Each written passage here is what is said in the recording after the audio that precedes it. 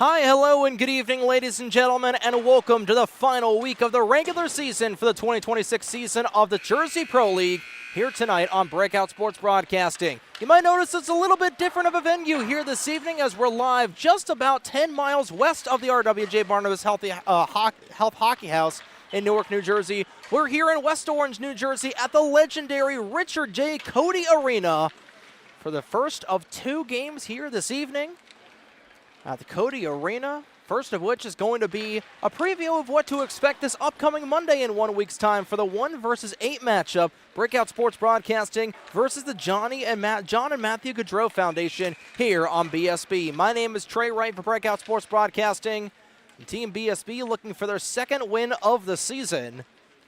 And meanwhile, on the other end of the ice, the John and Matthew Gaudreau Foundation looking to cap off a perfect 7-0 regular season, and BSB looking for the ultimate upset. These two teams are the only two teams that are locked into their respective playoff positions for next week's playoff bracket over the course of the next 4 days this upcoming week. But of course, that is in, and this is now. We've got one final week to figure out all the rest of these standings.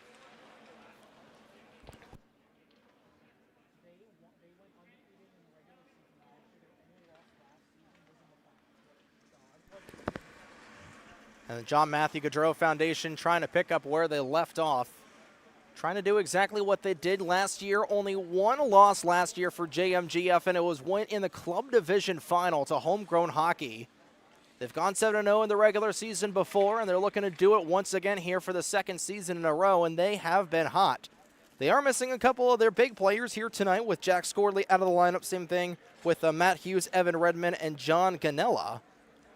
But Breakout Sports Broadcasting missing a couple of their heavy hitters as well. Luca Carnamola and Ryan Kenna, two of their powerhouse players that we've seen quite a few times here on Breakout Sports Broadcasting with both the Ramapo Roadrunners and the Rider University Bronx. They're both out of lineup here tonight, along with Shane Tobin. Ryan Tobin will be here as well. We've got a couple of substitute players and a pretty full bench for Breakout Sports Broadcasting proper. But here we go for the opening game of the night, and later on tonight will be Capper Hockey Services taking on Mr. Lemon Stick Wax here at the legendary Cody Arena, the former practice facility of your New Jersey Devils. Clayton Pryal off for the face-off, trying to get things started here for JMGF early. And again, they come into tonight with a record of 6-0 and already a potential odd man rush for BSB. Rider University's Shane Gutt was trying to drive that in. Nearly some collision there as Gutt will take this out the blue line. Gutt with Pryal right behind him. Pryal takes a stick to the midsection, and trying to grab that there was Dylan Stiles. This is Gutt on it once again. And the upcoming junior there at the Rider University Bronx program getting aggressive early on this opening shift as Steve Kappas has it intercepted, taken here by Justin Rauch. Rauch trying to set the tone early, and it's quickly, the save is made by Matthew Carter. Trying to wheel and deal. Hollis Hollywood Humphreys. It's a 2-on-1 for JMGF already. He shoots and he scores. Right between the wickets goes Hollis Humphreys. And not even a minute into the first period, already on the board here is the John and Matthew Gaudreau Foundation. It's 1-0. We'll get another look at it.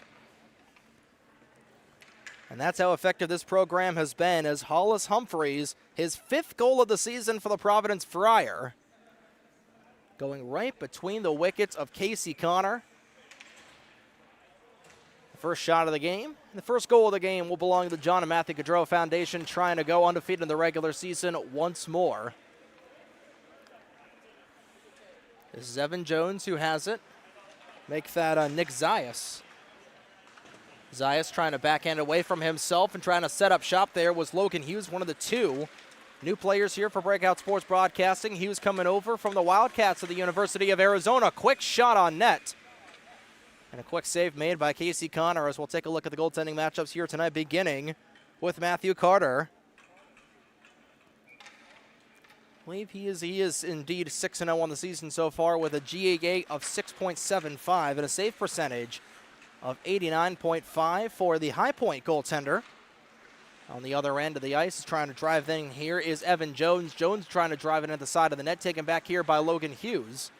And Casey Connor has already let in one here tonight, but the Chatham, New Jerseyan, 1-4 on the season so far with an even GAA of 7 and an 84.9 save percentage as BSB will get on the shot board at least.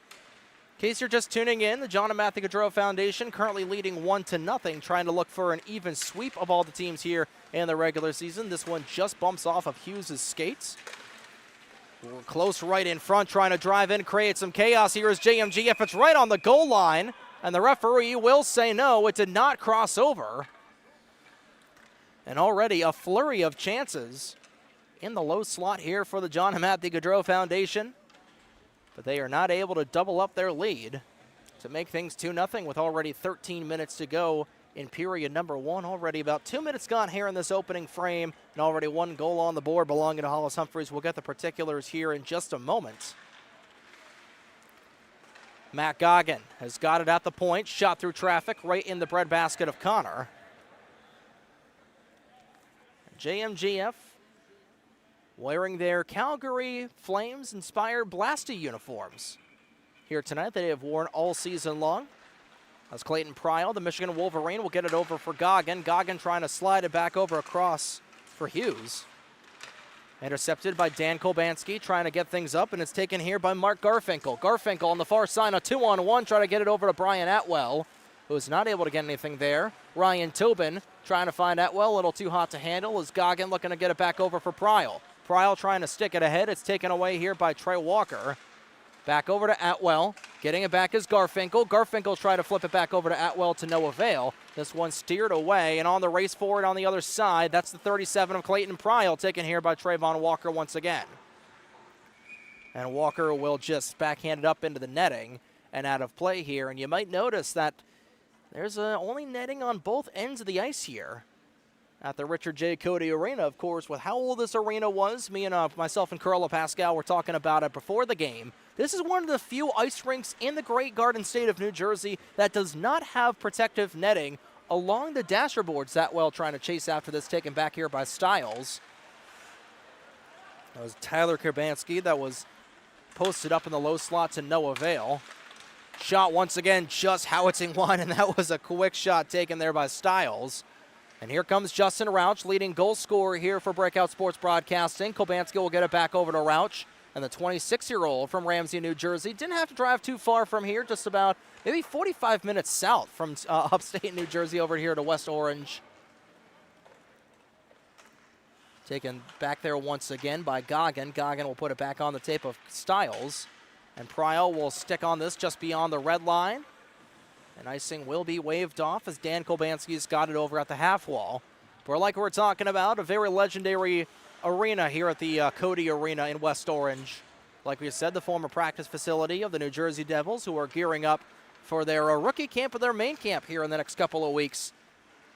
Of course, with the in preparation of main camp here for the Devils, as Rauch had it, lost it, trying to turn back around. It's loose, and it's cleared out of there by Carter. And steering it out of harm's way was Evan Jones. Skittering down is Anthony Tittingero. Tittingero's looking for the high riser shot. Kept back into the other side. Not able to clear it out was BSB. Fanning on the chance there was Jones. Shane Gutt not able to drive it out. Neither was his Bronc teammate of Justin Rauch. And Gutt will try to stick it over for Steve Kappas. Kappas nearly off to the races, looking for his second goal of the season. And Rauch on the other side looking for the equalizer. Dance it back to Gutt. Gutt had a stick in the lane there, trying to get it back over for Kappas, who steered it wide. 10:25 to go in the first period. And back the other way comes Nick Zayas and the Jersey Hitmen 18U AAA skater. Didn't have to travel too far from home here as well. Trying to get things going. You can tell that's Zayas based on the baby blue gloves. The same exact color that we'll see from the Jersey Hitmen. This is Riley Gilligan coming over from the Rams at the University of Rhode Island. Sick mitts there out of the man in 14. And we're going to get a whistle here. I believe this is going to be offside against Breakout Sports Broadcasting as they were trying to break in the offensive zone. Just over 5 minutes gone here in the first period here at the Cody Arena. Like we're talking about, a lot of history with this barn. Of course, Seton Hall University and Seton Hall Prep have their games here. And, of course, the NJSIA state semifinals are held here at this legendary arena as well. Like we were talking about, Devils rookie camp also on the horizon, so that's a big part of the reason. And we're actually going to get a penalty shot here taken by Tim Wanvig. So Wanvig's going to take a penalty shot. Not sure what the penalty was, but here we go. Here's Tim Wanvig, former Ryder Bronc, current Ramapo Roadrunner, looking for his first of the season and gobbling up like he's Cookie Monster was Matthew Carter. Try to go glove side onto Carter. We'll see if we can get another look at it here. For Wanvig with only one career goal in the Jersey Pro League in his 3 seasons. Try to get it off, and Carter read it pretty easily. Back on the other way, here in transition, screaming is Braden Giederman. Giederman back across to Gavin Edmonds. Edmonds will get back it over to Giederman. Trying to get it back once again is Zayas. And this will flip out back into the JMGF territory, and here comes John Matthew Gaudreau Foundation, taken here once again by Logan Hughes. Hughes looking to wrap around, and Stiles will say thank you very much for the loose change, and he will take it away. Stiles in a 3-on-2 leads the charge, not able to get around Tim Wanvig, drops it back over. Connor with the save, he collected the rebound, and a great save off a great chance from Alex Frascone. The Yonkers New Yorker coming over from the Demon Deacons of Wake Forest.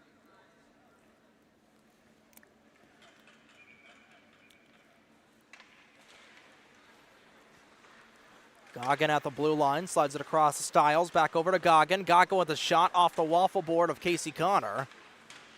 And still a lot of pressure here for John and Matthew Gaudreau Foundation. They are putting it on, 10 shots on the board. 9 of them have been saved by Casey Connor. Here comes Logan Hughes looking for the equalizer, and he just hooks it a little bit to the left. In transition comes Giederman in a one-on-one against Trayvon Walker. Trying to backhand it back over to Frascone. It's just to the wide of the net. So some good chances on both sides of the ice here for both of these programs, and it remains a 1-0 game. Walker on the other side, trying to split the defense, not able to get through everybody. Trying to find a teammate once again. Walker still with it, backhands it back over. Garfinkel trying to find it over to McNulty. McNulty trying to get out of harm's way, and it's taken here by Pryal, and it's quickly taken back here by Trayvon Walker with an aggressive stick lift. On the stick of Garfinkel, and that's going to be just a little bit offside for BSB once again.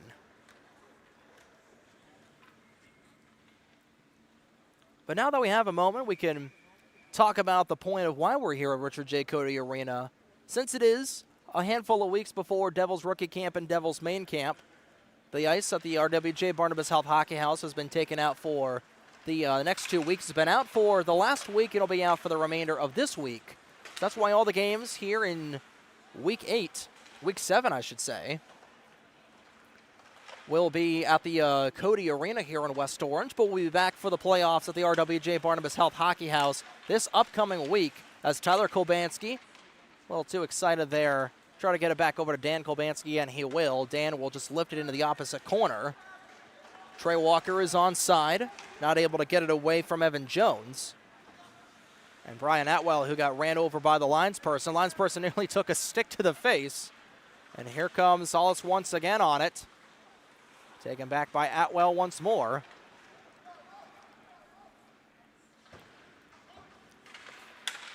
.7:14 to go in the first period, past the halfway point of the opening frame. Referee had a duck, dip, and dive out of the way. That one ends up in the back of the net.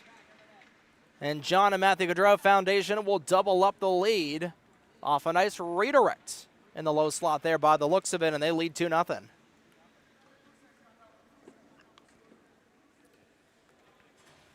We'll get another look at it here. I believe it may have been Anthony Tidingero that tipped it just right at the end there. But nonetheless, it's already 2-0 here in favor of JMGF. And again, you look at the pedigree on this program, as fanning it there was Nick Zayas. We'll have to see if we'll see Nick on the junior scope here in the upcoming 26-27 season. We'll have to see if he'll remain with the Jersey Hitmen for the Suffern New Yorker. So have to see if he'll remain up in Wayne, or I think, Chelsea Piers might be a little bit closer as Kappas and Rouch. It's a 3-on-0 for BSB. Here comes Kappas. Back over to Gutt. Gutt on it. A great save made by Carter. On a 3-on-0, he stands tall. Thought there'd be a little bit more passing there for BSB, but they were cherry picking to delight. How about another odd man rush? Here comes Rauch on a breakaway chance. He scores! So on the 3-0, BSB couldn't convert, and who else but Justin Rauch to cut the deficit in half.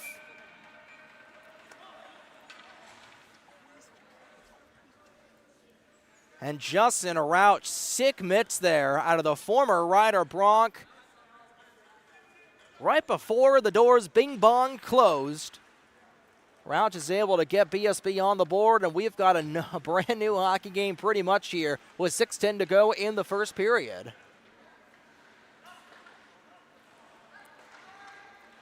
Got now looking for the equalizer, trying to get it back over to campus. It's intercepted by Hollis.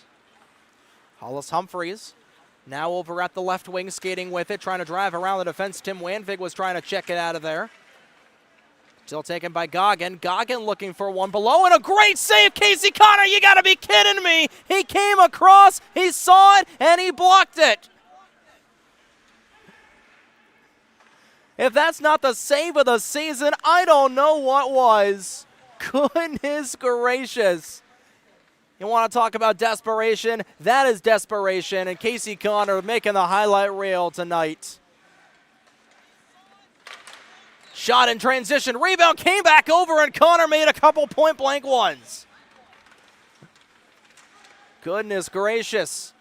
JMGF has certainly been firing all cylinders, but Casey Connor is getting locked in right now with a nice glove save for his 12th save of the evening, and my goodness, I haven't seen a save like that in the NHL in quite some time, certainly not in the Jersey Pro League.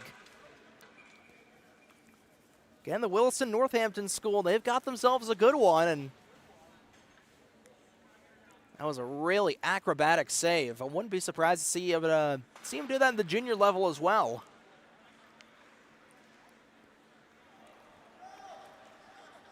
Another potential 2-on-1 for BSB. First one to it is Hughes. Hughes will take it himself. Carter with the save. Hughes got it, looking to go behind of Carter, and somehow Carter was able to keep his leg posted on the post. And with under 5 minutes to go in the opening frame, it's hard to believe we're just getting to the end of the first period here at Cody. But that is how exciting of a game this has been. Quick shot for Hughes, looking for his first in a BSB uniform. That one's denied. Frascona's got it now in the neutral zone. He comes in a 3-on-2 developing here if JMGF hurries. Frascona with a beautiful dangle, sets things up on the other side. Trying to collect the rebound once again was Salas, no dice. Hughes on it once more, lost the handle of it as it went across the red line. Coming back with it is Salas, getting it back is Giederman. Giederman back for Salas, shot just a little bit wide. 4:14 to go. Giederman with a drive, saved by the chest protector of Connor. And Connor has been locked in. We'll see if his team can reward him with an equalizing goal. This is McNulty down the near side. Intercepted by Stiles. Stiles taken down, and he will draw a penalty.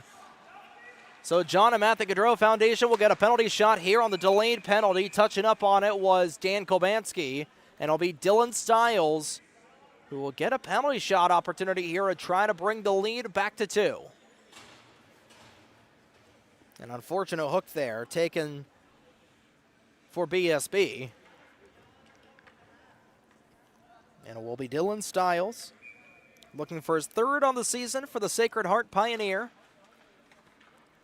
And on Casey Connor, slap shot. And that's saved. Oh.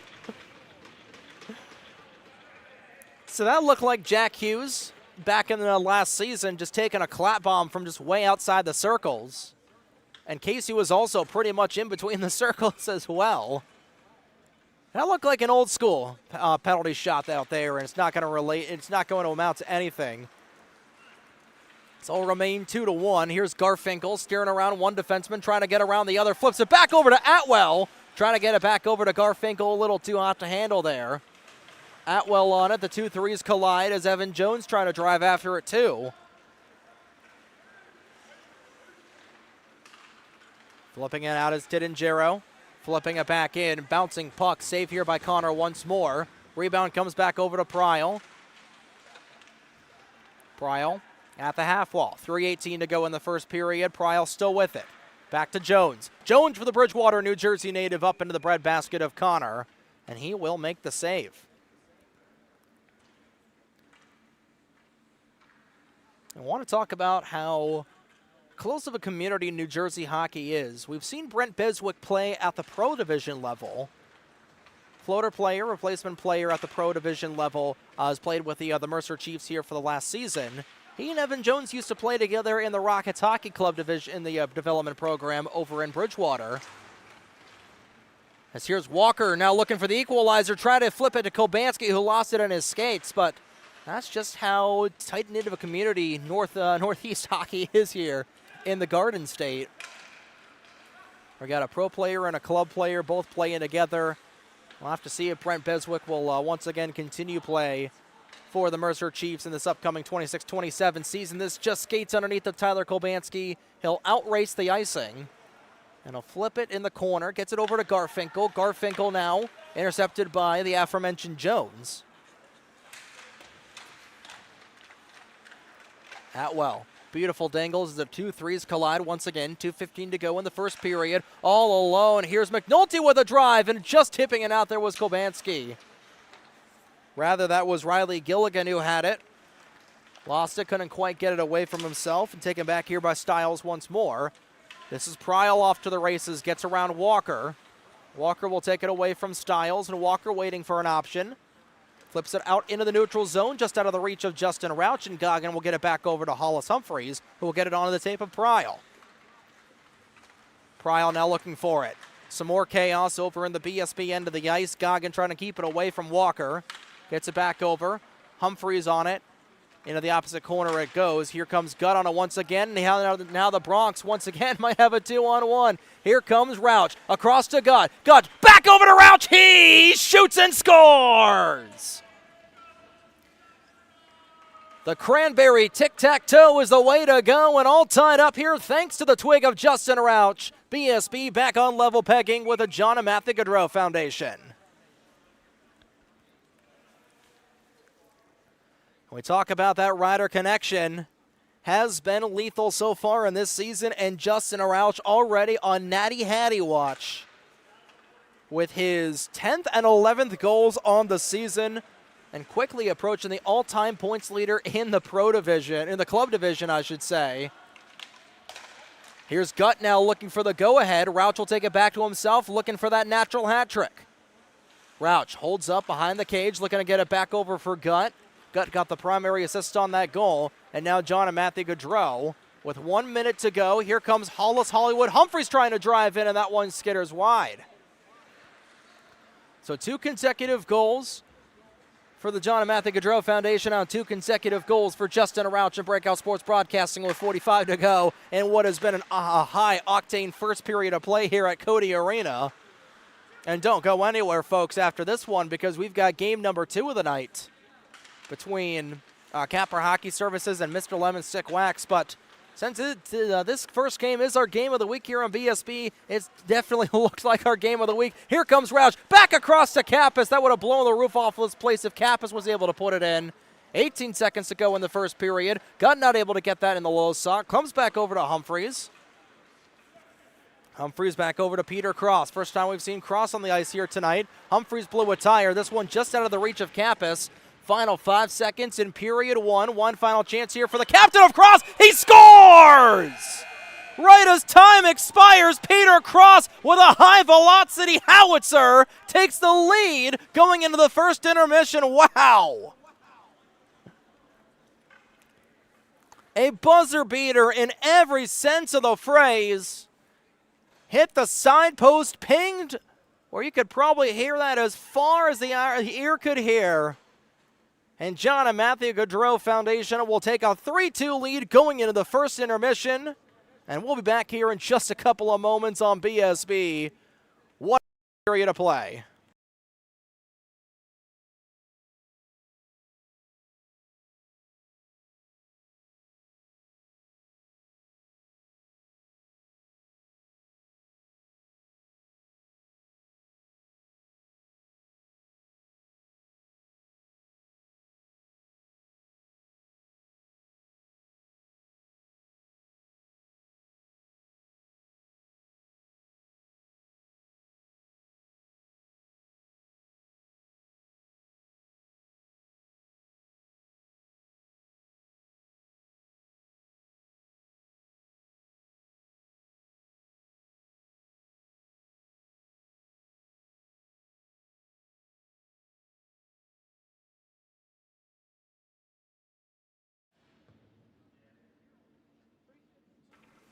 20 down, 40 to go as we welcome you back inside the Richard J. Cody Arena for the start of period number 2 after what was an incredible first period of play between the John and Matthew Gaudreau Foundation and Breakout Sports Broadcasting. JMG leads 3-2 over BSB.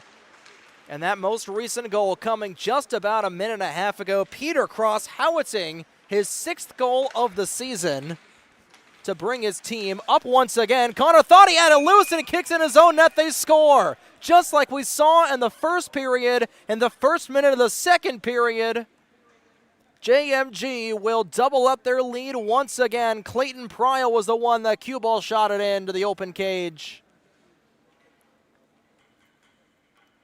We'll get another look at it here to see if it was actually, that was Gavin Edmonds who just knocked it in at the last second. And just to look like Breakout Sports Broadcasting, they had tied the game with 2 consecutive goals.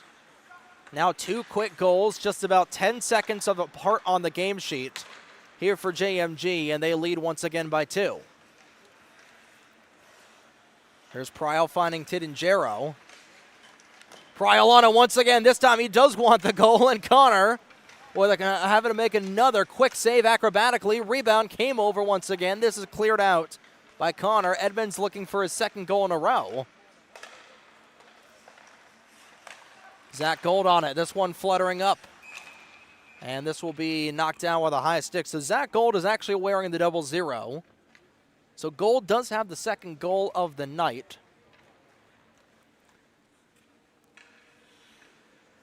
So we'll go over the particulars here on all these goals here in just a moment. But first goal of the game, I believe, was scored by Matt Goggin or Alex Frasco. Actually, no, was it Clayton Pryle? Actually, wait, maybe Dylan. So you know what? Let's look at the actual sheet, ladies and gentlemen, before we do that. Broadcaster's tip. Make sure you know your stats before you start reciting off stats. Is this one in a little bit offside here by Nick Zayas? We do know that Zach Gold has the 2nd goal in the game. We do know that both BSB goals belong to Justin Rauch, and both goals, primary assists belong to Shane Gutt, to the 2 Rider Bronx on the ice. Doing their thing, having that chemistry like we've seen all season long. Here's Tim Wanvig looking for his first of the season. He was denied on a penalty shot earlier in the game. Same thing with Dylan Stiles. That's why we've got Dylan Stiles on the brain in terms of goal scoring. Here comes Humphreys on it once again. Back to the top of the zone. Finds Zayas on it once more.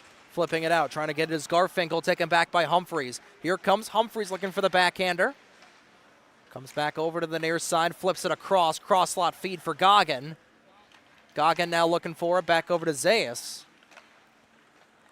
And Brian Atwell will say, you know what, I'm just going to take this out. I'm going to go mano-a-mano. And now it'll be a 2-on-2 going the other way. Atwell trying to get around Stiles. He did so, but he lost the handle of the vulcanized rubber. Goggin will say, thank you very much once again. And a 2-on-1 here developing for JMGF. Here comes Gold. Make that Jones. Will just pitch it up into the atmosphere and into the netting at the other end of the rink with 12:49 to go in the 2nd period of play.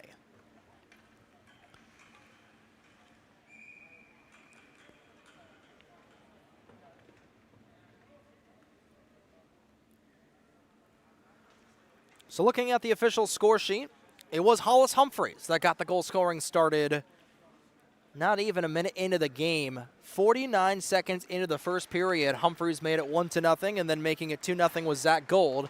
Evan Jones getting the only assist on that play. Then 2 consecutive goals from Justin Rauch. The first one was actually assisted primarily by Steve Kappas. Shane Gutt got the secondary assist, and Shane Gutt got the only assist on the 2nd goal for Rauch. And then literally as time expired, Peter Cross, with an assist from Humphreys, was able to give JMGF the lead. And then just 17 seconds into the 2nd period, Gavin Edmonds from Anthony Tidingero and Clayton Pryle was able to make it 4-2 in favor of JMGF, trying to keep their perfect season alive and trying to go 14-0 in the regular season over the course of these last 2 years. That is something that no team has ever done here in the Jersey Pro League Club Division. I don't think that's anything that either team has done here in the JPL, both club and pro divisions.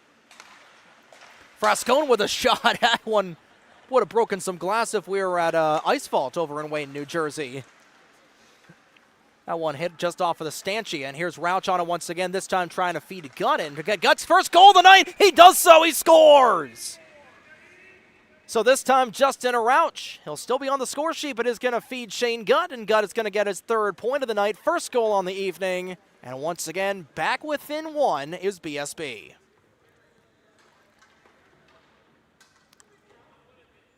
So both past and present Rider Bronx showing exactly why that program is going to be one to watch out for here in this upcoming season.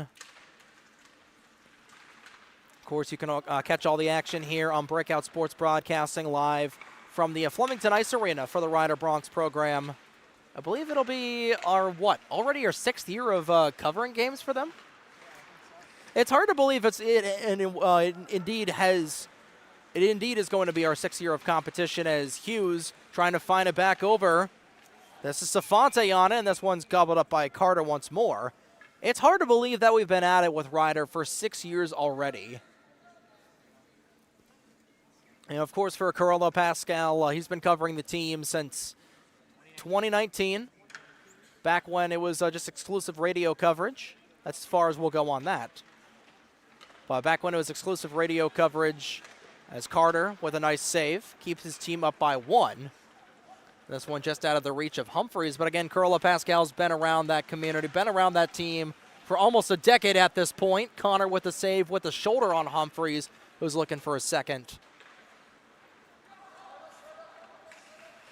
This one skitters back down, but again, Pryal on it once more, trying to find Cross. Cross trying to cross things up. Rather, that was Edmonds looking for his second. Edmonds looking for a second in a row, in fact. And this is Goldana once again looking for a second proper. Up into the gear of Connor once more to make what is his 20th save of the evening on 24 shots faced as we approach the midway point in period number 2. But you get to a point where you begin to see just the peaks and valleys and the ebbs and flows of the teams you cover when you cover them a lot. You know, of course, you can tell it with professional sports franchises as well. It's kind of in that same boat as Safante trying to stick that one up for Hughes. Hughes bobbling forward in the corner, trying to get it away from him was the 17 of Giederman.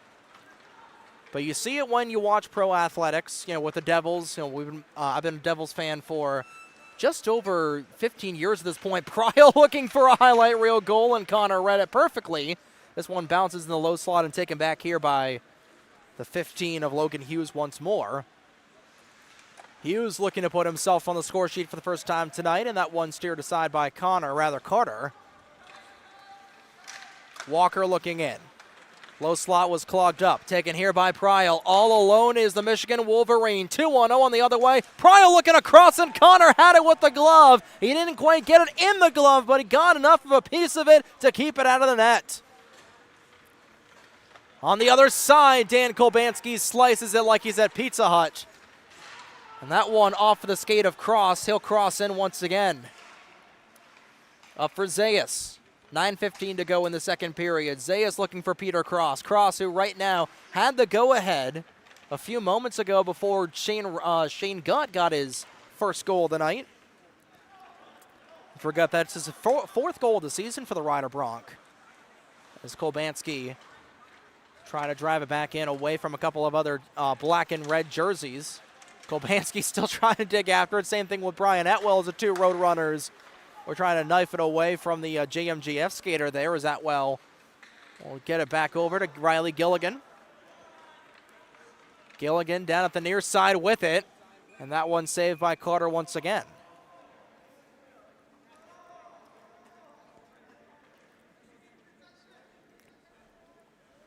But like we're talking about, you know, seeing the development and seeing just the peaks and valleys with the teams that you cover has just been a thing of wonder for us. And again, you know, we were talking about it. It's hard to believe we've already been covering Rider hockey for half a decade. We've seen a full slate of, multiple full slates of classes come through as freshmen, graduate as seniors. and go on to do bigger and better things, of course. One thing that has remained constant in the last 5 or 6 years has been Justin Rauch. Here's Kobanski, sends that one just over the crossbar once again. And again, Rauch has definitely made himself a household name here on Breakout Sports Broadcasting, especially in the JPL, but also in the rider ranks as well. But also guys like Tim Wanvig, guys like Brian Atwell, Luca Carnamola, guys that have been household names here on BSB. And of course, all the Rutgers guys as well that have come in the last couple of seasons too. And of course, all the regulars for the Jersey Pro League. Of course, all the Sacred Heart guys. That one right between the legs. Somehow did it stay out? I thought that went in. Oh my Lord. How did Matt Carter save that with the back of the skate, I think, to keep this a 4-3 game? I thought Logan Hughes had a surefire goal right between the wickets. He shot it, and somehow it stayed out.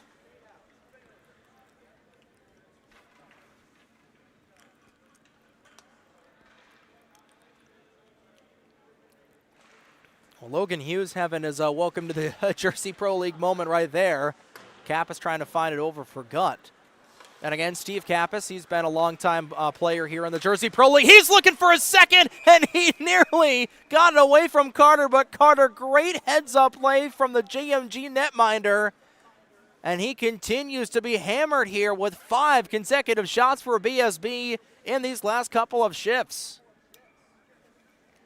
But Kappas has been a long-time player in the Jersey Pro League. Trey Walker has been a long-time player.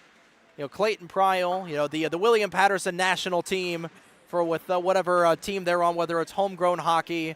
All the guys from the University of Delaware's Frascone trying to go between the legs. Hollis Humphreys, another guy that's been a long-time stalwart. You look up and down the order for any roster here.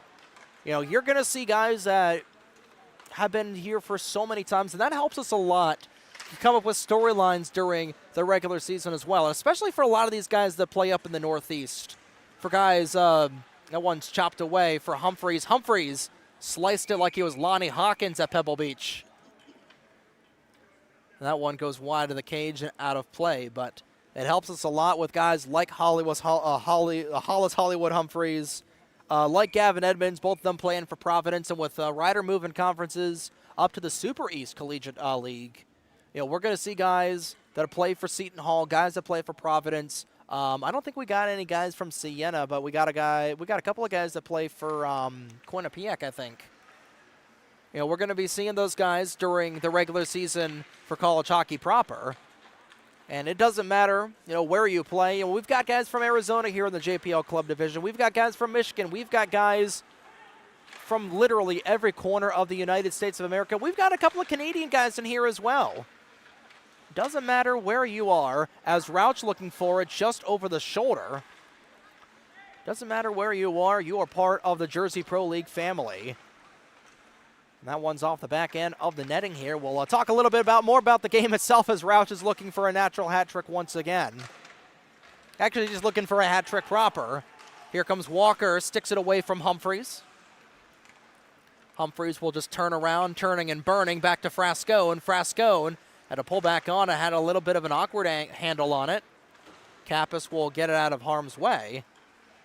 And this will be taken back by Braden Giederman, as tagging up on side once again was Humphreys.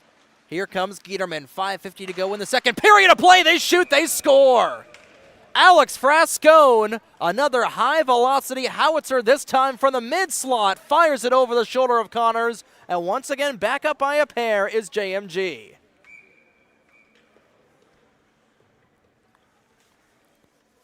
And that was about as quick of a shot as you could ask for. Right place, right time. Watch Frascone right in the high slot.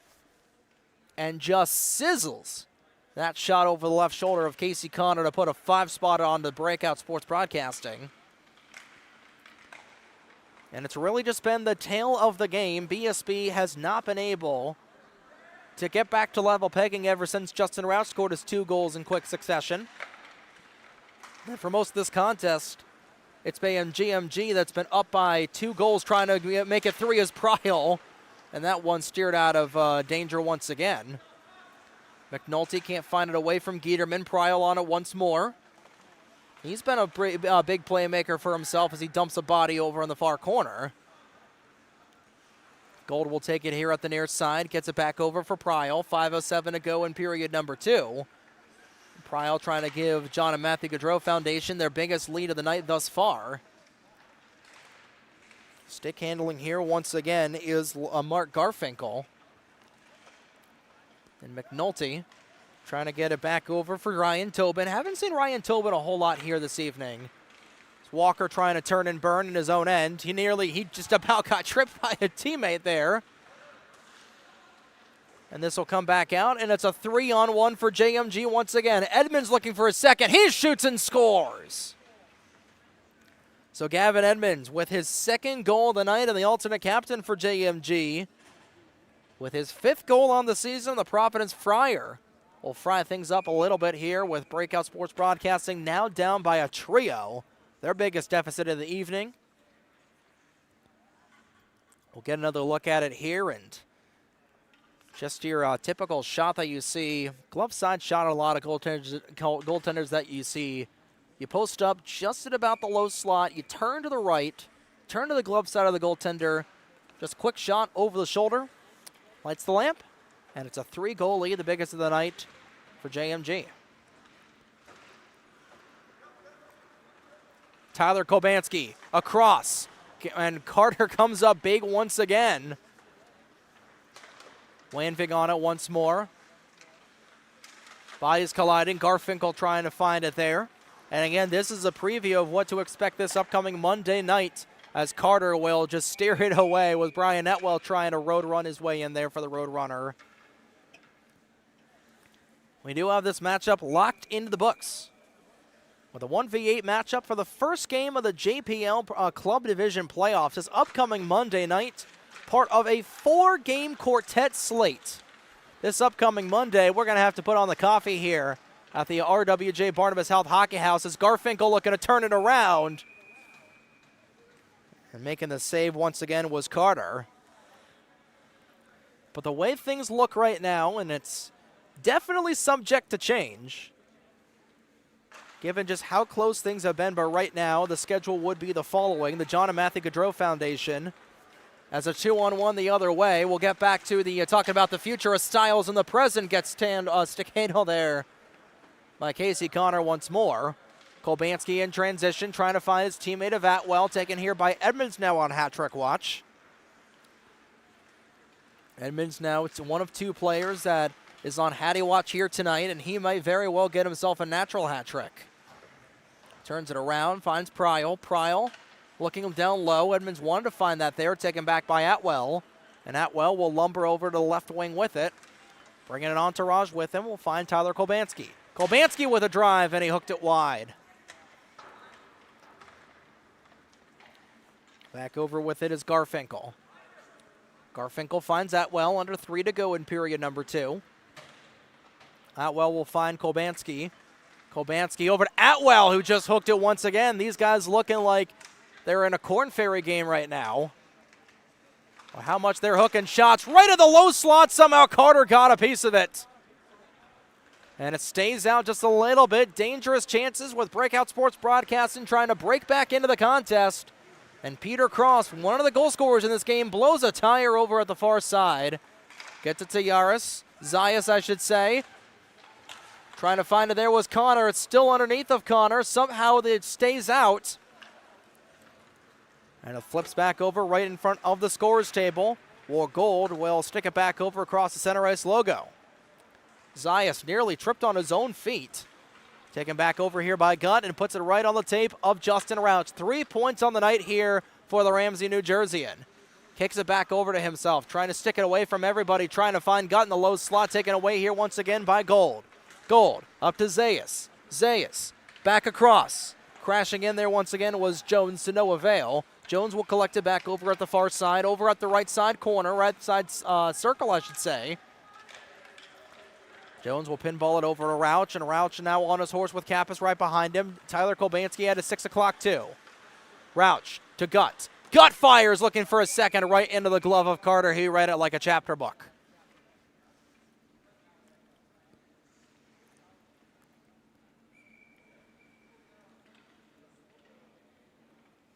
And we'll go over the projected matchups right now.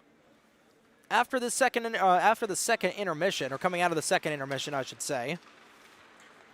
Still very much subject to change, and we'll go over some of those scenarios in between games. But looking for it right now, somehow got a stick with the save with a stick there was Casey Connor. And he got a little bit of help from his teammates playing goaltender as Rauch. Trying to do it himself once again, over for Gut. Gut, blocker side made. Blocker side save, rebound nearly came back over to Rauch. Flipped all the way out there, Humphreys on his horse. Slides it across, Zayas all alone, and Connor got there in time for the save. Right place, right time, and he robbed Nick Zayas of the 4th of the season. And with under a minute to go in the second period, JMG just near inches away from putting themselves up by a quartet.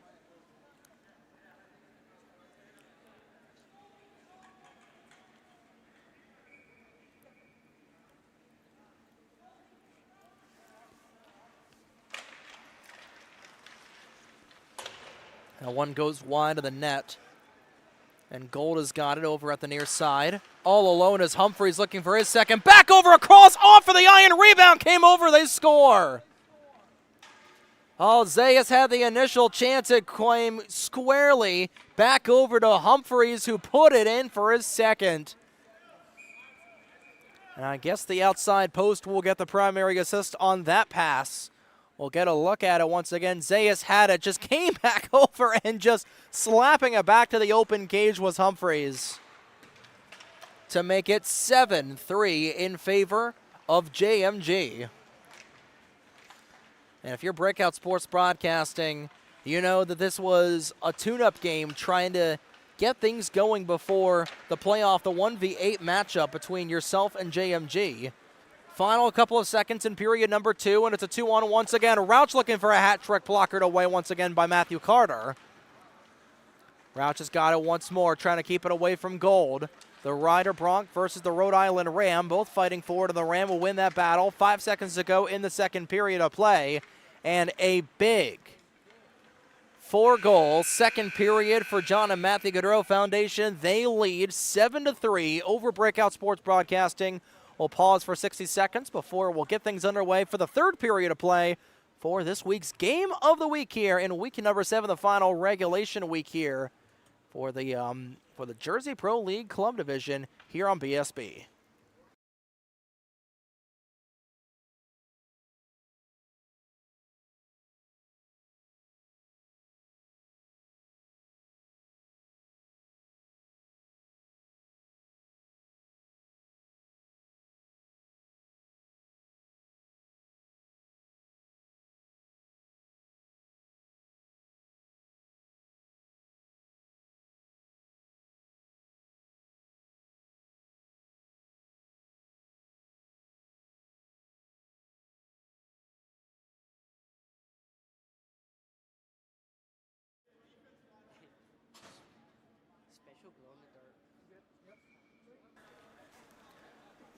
$40 down, 20 to go. Make that 30 down, 15 to go as we welcome you back to the Richard J. Cody Arena here in West Orange, New Jersey, for the start of the third period of play between the John and Matthew Gaudreau Foundation and Breakout Sports Broadcasting here on BSB. My name is Trey Wright, and leading 7-3 is JMG over BSB. We'll get a look at the particulars on all of those goals from a cavalcade of goal scoring for John and Matthew Gaudreau Foundation in that second period of play. In the second period alone, 4 goals scored by JMG. It was Gavin Edmonds who got the first goal, 17 seconds into the first period, with Anthony Tidengero and Clayton Pryal on the assists. Then BSB was able to bring it back to a 1-goal deficit where Shane Gutt was able to score. Justin Rauch with his third point of the night. In fact, both those skaters got their third points of the evening. But then 3 consecutive goals for JMG, first belonging to Alex Frascone, Braden Giederman, and Hollis Humphreys getting the assists on that goal. Then Gavin Edmonds got his second of the game and second of the period. Peter Cross and Dylan Stiles getting the assists. And as Frascone looks for his second goal of the game, he's denied there Hollis Humphreys.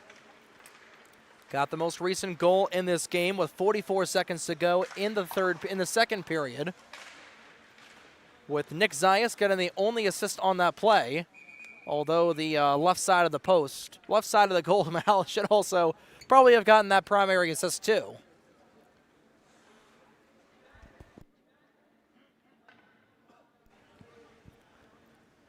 So we'll take a look at our upcoming schedule for the next couple of days here on BSB. Of course, later on tonight at 8:45 Eastern here at the Cody Arena. It'll be Capper Hockey Services versus Mr. Lemon Stick Wax, and that is a very big matchup in terms of the seedings for right now. And we'll go over the projected seedings as of right now and how the games would work out on Monday. As Dan Kolbansky will take this over. No, I don't want to add more and more sheets. So we'll go over and look at the projected matchups as of right now. So we do know Breakout Sports Broadcasting and the John Matthew Gaudreau Foundation will in fact play each other in the 1 versus 8 matchup. That one just hooked a little bit wide by Atwell, taken back here by Nick Zayas. And then game number 2 will be the 4 seed versus the 5 seed. As of right now, there is a 3-way tie for 3rd place right now. The way it would work as Styles goes into the headboards head-on, or headboards face first. Fortunately, he's able to get back up onto the knives. But right now in the 4v5 matchup, Stan Kolbansky over to Tyler Kolbansky. The Kolbansky's trying to get things electric here. Currently, it would be College Hockey Buzz versus Hockey House Podcast. That would be playing in the 4v5 matchup. Then in the 3v6 matchup, you have Capper Hockey Services versus Synergy Uniforms.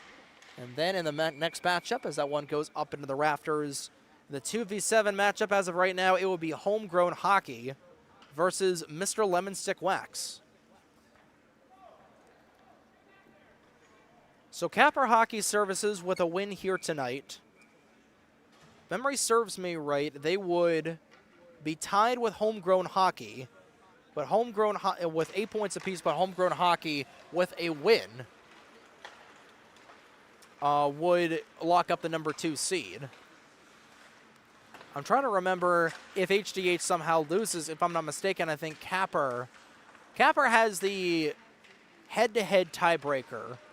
In case both those teams end up with a 4-3 record, I believe Capper has the tiebreaker over Homegrown Hockey. We'll get that officially checked out here during the intermission between the 2 games.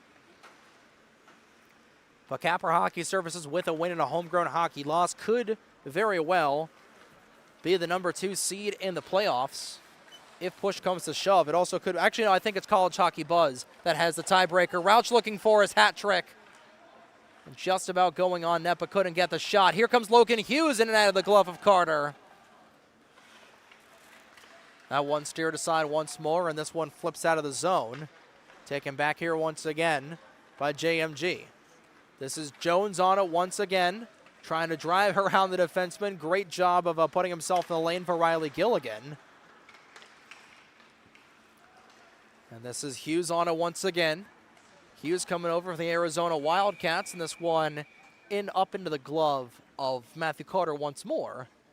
And with 11 minutes to go here in this 3rd period of play, as the sun begins to set here in West Orange, New Jersey. Approaching the middle point of tonight's doubleheader here at the Cody Arena. You know, looking at the architecture of this arena, giving me a lot of Johnstown Memorial Rink vibes a little bit in terms of just how the corners are set up and how the seating is here. And of course, for those who don't know, the Johnstown Memorial Arena, that's where the movie Slapshot was filmed, and McNulty taking a slash. Actually, it's going to be just a tripping call there from McNulty, and he is going to be awarded a penalty shot on that trip. So this is your opportunity, if you're Breakout Sports Broadcast, to put yourself right back in the dance. Trailing by 4 goals, a goal right here would bring it back to a 3-goal deficit. And you know what they say, a 3-goal lead is the worst lead to have in hockey, with this Colin McNulty on it. And he scores. Pretty much did the same move that we saw Tim Wanvig do earlier on, and Matt Carter wasn't able to stop it that time. And mark it right here and right now with 10:45 to go in the 3rd period, as we'll get another look at this penalty shot. Breakout Sports Broadcasting is able to come back with a big come-from-behind victory. Started right here and right now, McNulty netting his second goal of the season for the Pearl River New Yorker.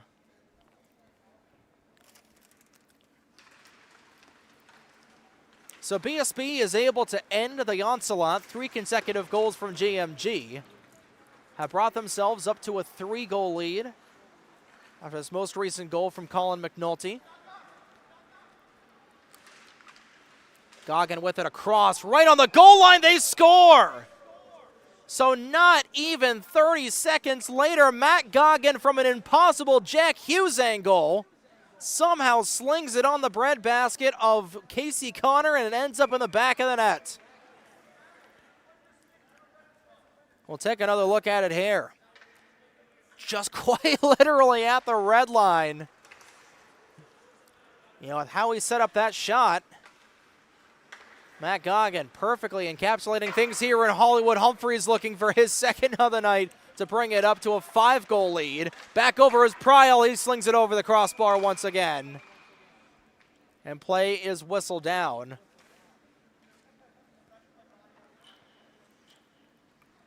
So JMG leads 8-4 over Breakout Sports Broadcasting. And right now the shot ratio is just about even with these two teams, 35-33. So both teams getting their respective chances.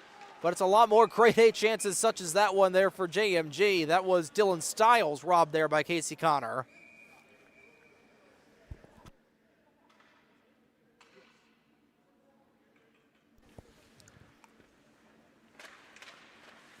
An 8-4 game here. They have not updated the most recent JMG goal yet on the scoreboard here. We'll have to see if they'll do it eventually. Well, with under 10 minutes to go in the third period, once again in a 4-goal deficit is Breakout Sports Broadcasting. Trying to go up by 5 here is Goggin with a drive, and that one up into the netting, or up into the webbed netting, I should say, of Connor's glove.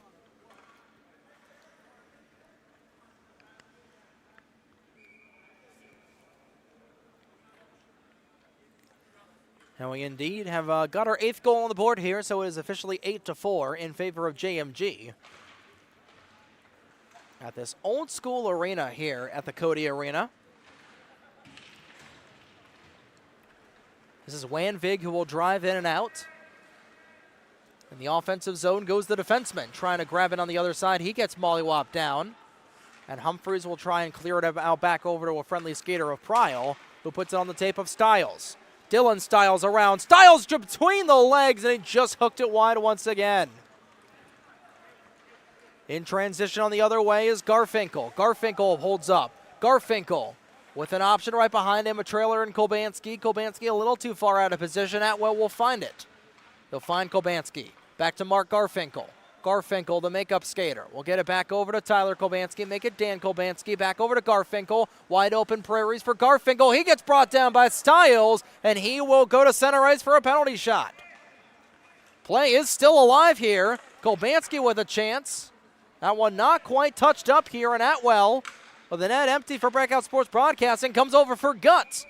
Right into the glove once again of Carter. And the third penalty shot of the night here for Breakout Sports Broadcasting will give them another opportunity to try to get themselves back within 3. So it'll be the rookie of Mark Garfinkel.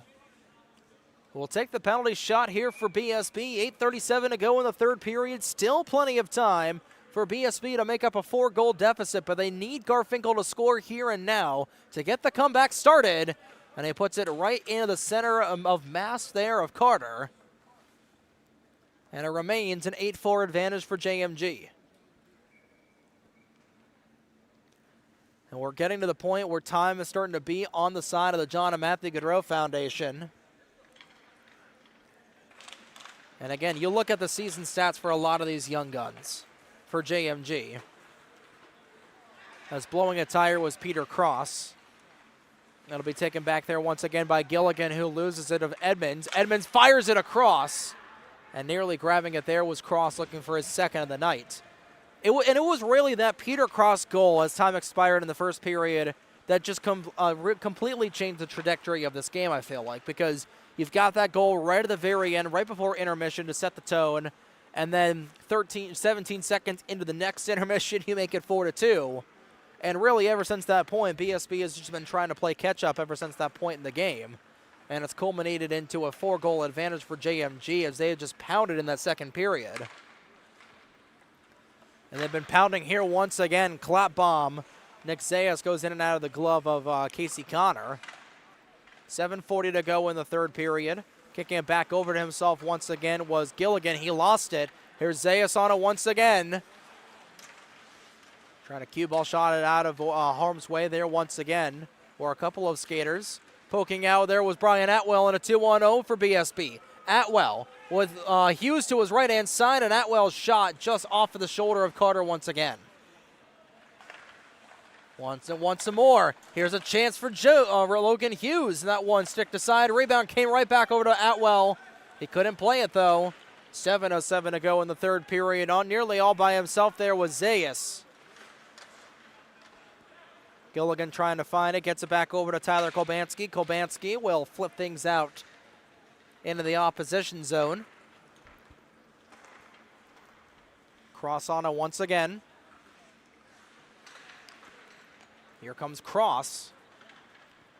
Back over for Zayas as JMG will try and wind down the clock as much as they can, and BSB now in desperation mode. Here comes Rouch on in a 3-on-2. Rouch will skate in. Drops it back for Gutt. Gutt takes a shot, looking for a second. Rebound not quite collected. Taken back here by JMG once again, though.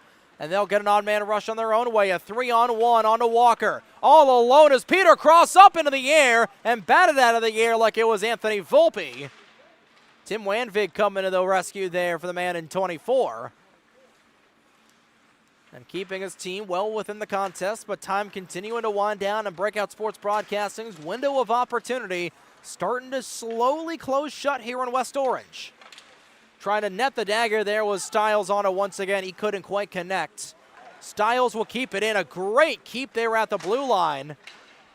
Not sure if that went off the ankle or he took that to the midsection. He indeed took it on the inside of the right ankle.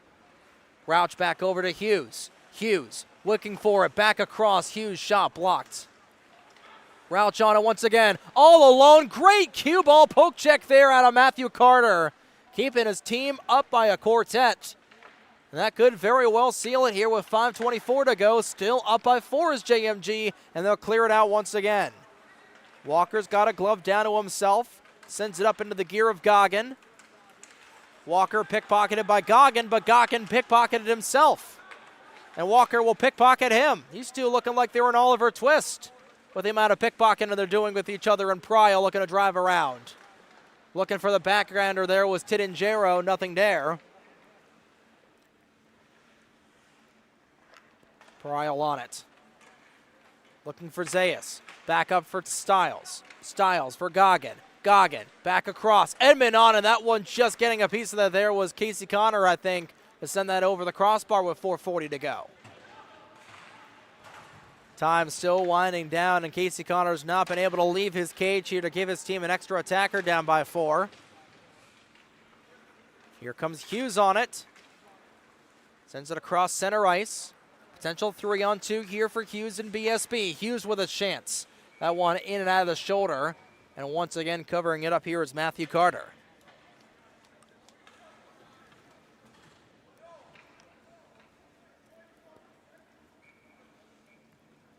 Just under 4:20 to go here in period 3, and it's really been a smoke show for John and Matthew Gaudreau in the regular season over these last couple of seasons. Of course, coming into the fray as of last year, of course, the circumstances surrounding JMG's founding, it's hard to believe that in a month's time it'll be 2 years since the passing of Johnny and Matthew Gaudreau. Time just does not seem to cease here, especially in 2026. The fact that we've already got the JPL playoffs on the horizon in just a 1 week's time, that one in and out of the low slot. But ever since coming into the fold, this team has always been a team that has had high expectations, and they have had high-octane chance. Of course, they've got their stalwart players, guys like Hollis Humphreys, guys like Clayton Pryle, Matt Goggin. Although Goggin, this is his first year on JMG. He was on LSW last year, funny enough, along with a couple of other Sacred Heart guys. But this is the team You know, and they're definitely playing with their hearts on their sleeves, and they're definitely playing with purpose. You know, they were undefeated up until the club final last year, falling to the William Patterson national team for homegrown hockey, and of course trying to rewrite history a little bit here. That one just kept in once again by Gold. Gold, another player coming over from LSW to the JMG program, and that one whistled down once again by a save with Casey Connor with 181 to go. You know, and JMG has always been a very tough team to beat. This season, last season, of course, currently 13-0, well on their way to going 14-0 in regular season games. You know, and this has really been a season where, you know, the JMG is the only one that has really shown no weaknesses. Of course, Matthew Carter, what can you say about him? This high-point goaltender who was excellent in the ACHA to Men's Division III all throughout last year. And he has been nothing but unbreakable, or impenetrable, I should say, over the season so far. 6-0 on the year, well on his way to a perfect 7-0 goaltending record. Humphrey's trying to drive it around. You know, Braden Giederman, another guy that's come over, or rather who that's been over on this JMGF team over the last over the last year or so. You know, and you've got this much talent, and definitely for a great cause that went up over the crossbar. It's hard not to root for these guys. And of course, how can you not love the Blasty jerseys? I feel like that's really the cherry on top to what has been such a successful team over these last couple of seasons, and they are well on their way. They still have to make their way through the playoffs. Nothing is given in the playoffs. You've got to earn it. But Carter will make yet another stop for his 41st stop of the night. Incredibly, BSB has the most shots on net. But like we were talking about, just an incredible goaltender here for Matt Carter, surrounded by an incredible cast of characters, and they are well on their way to the second consecutive perfect regular season. Carter sticks it out. Garfinkel trying to look for one final chance here with 100 seconds to go. And Tyler Kolbansky will put it right into the gear with 98 seconds to go in regulation.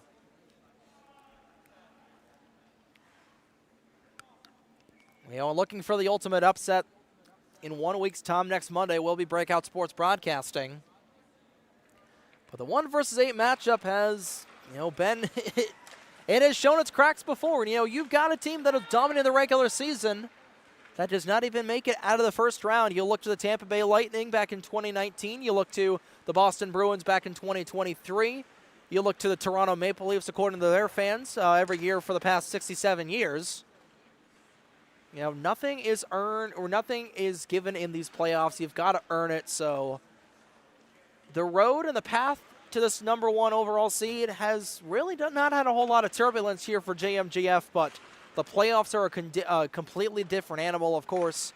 BSB with a lot of their heavy hitters here tonight. That one sticked aside by Connors. We're down to the final minute of the third period. BSB was without Luca Carnamola, without Ryan Kenna. That was a lot of their goaltending or goal-scoring production gone out of the lineup here tonight. Same thing with Shane Tobin. But JMGF also not at full strength, and we're missing Jack Scordley, who has got 11 points on the year so far. In fact, leads the team in points, with Peter Cross usurping him after tonight. Cross has now got 12 points on the year. But with 30 seconds left in the final regular season game for both of these teams, they will meet once more in the opening round of the Club Division playoffs this upcoming Monday night. They've got 1 week to get ready to redo this game here, but we're down to the final 10 seconds, and for the second year in a row, as time expires, the John Matthew Gaudreau Foundation, come on, Dylan Stiles. I'm trying to heat things up as time will expire. Dylan Stiles puts the cherry on top.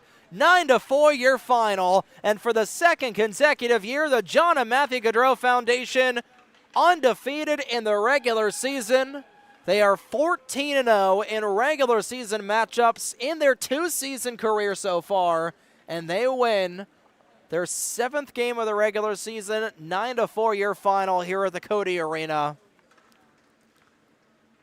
4 goals in that middle period is ultimately what it took here for JMG to get a clean sweep of the other 7 teams here in the regular season, and they get the job done here in game number 1 of the night. But don't go anywhere, folks. In about 15 minutes time, right back here at the RJ Cody Arena, we'll be back here for the game number 2 of night number 1 of week number 7 here for the Jersey Pro League with Capper Hockey Services and Mr. Lemon Stick Wax coming at you in about 15 minutes time right here on your home for the Jersey Pro League, Breakout Sports Broadcasting. But until then, my name has been Trey Wright saying so long for the next 15 minutes.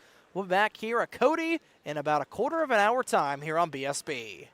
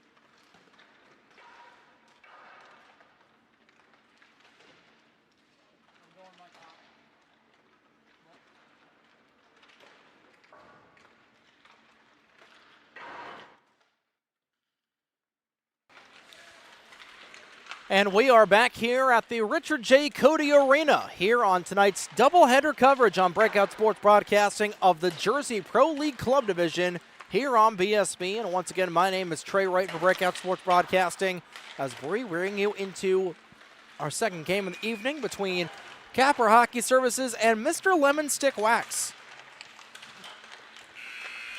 Warm-ups are just about a few moments away here, and after a 9-4 win for the John Matthew Gaudreau Foundation, they end their regular season a perfect 7-0 for the second consecutive year. Once again, Capper Hockey Services trying to get the job done over Mr. Lemon Stick Wax, and this is going to be our first of the remaining other games here on the slate. The remaining 3 games this week for the club division that are going to have implications on where these teams are going to end up seeding-wise, because right now, Capper Hockey Services in the middle of a 3-way tie between College Hockey Buzz and the Hockey House Podcast for the third place right now. For third place in the club division, and a win here for Capper would put them in a tie with Homegrown Hockey. And Capper Hockey Service is able to get as high up as the third seed. Because Homegrown Hockey, we did check, Homegrown Hockey does have the tiebreaker over Capper Hockey Services. So Capper is only able to get as high as the third seed with a win here tonight. That would immensely help them. But a loss here tonight would really shake things up, especially since Mr. Lemon Stick Wax is only couple of points behind Synergy Uniforms, and Synergy Uniforms could leapfrog a couple of teams, and we'll go over all the other fun stuff after this. But it's going to be a fun one here tonight. We once again like to thank everybody for tuning into tonight's coverage here on Breakout Sports Broadcasting here at this legendary arena in West Orange, New Jersey for the Cody Arena.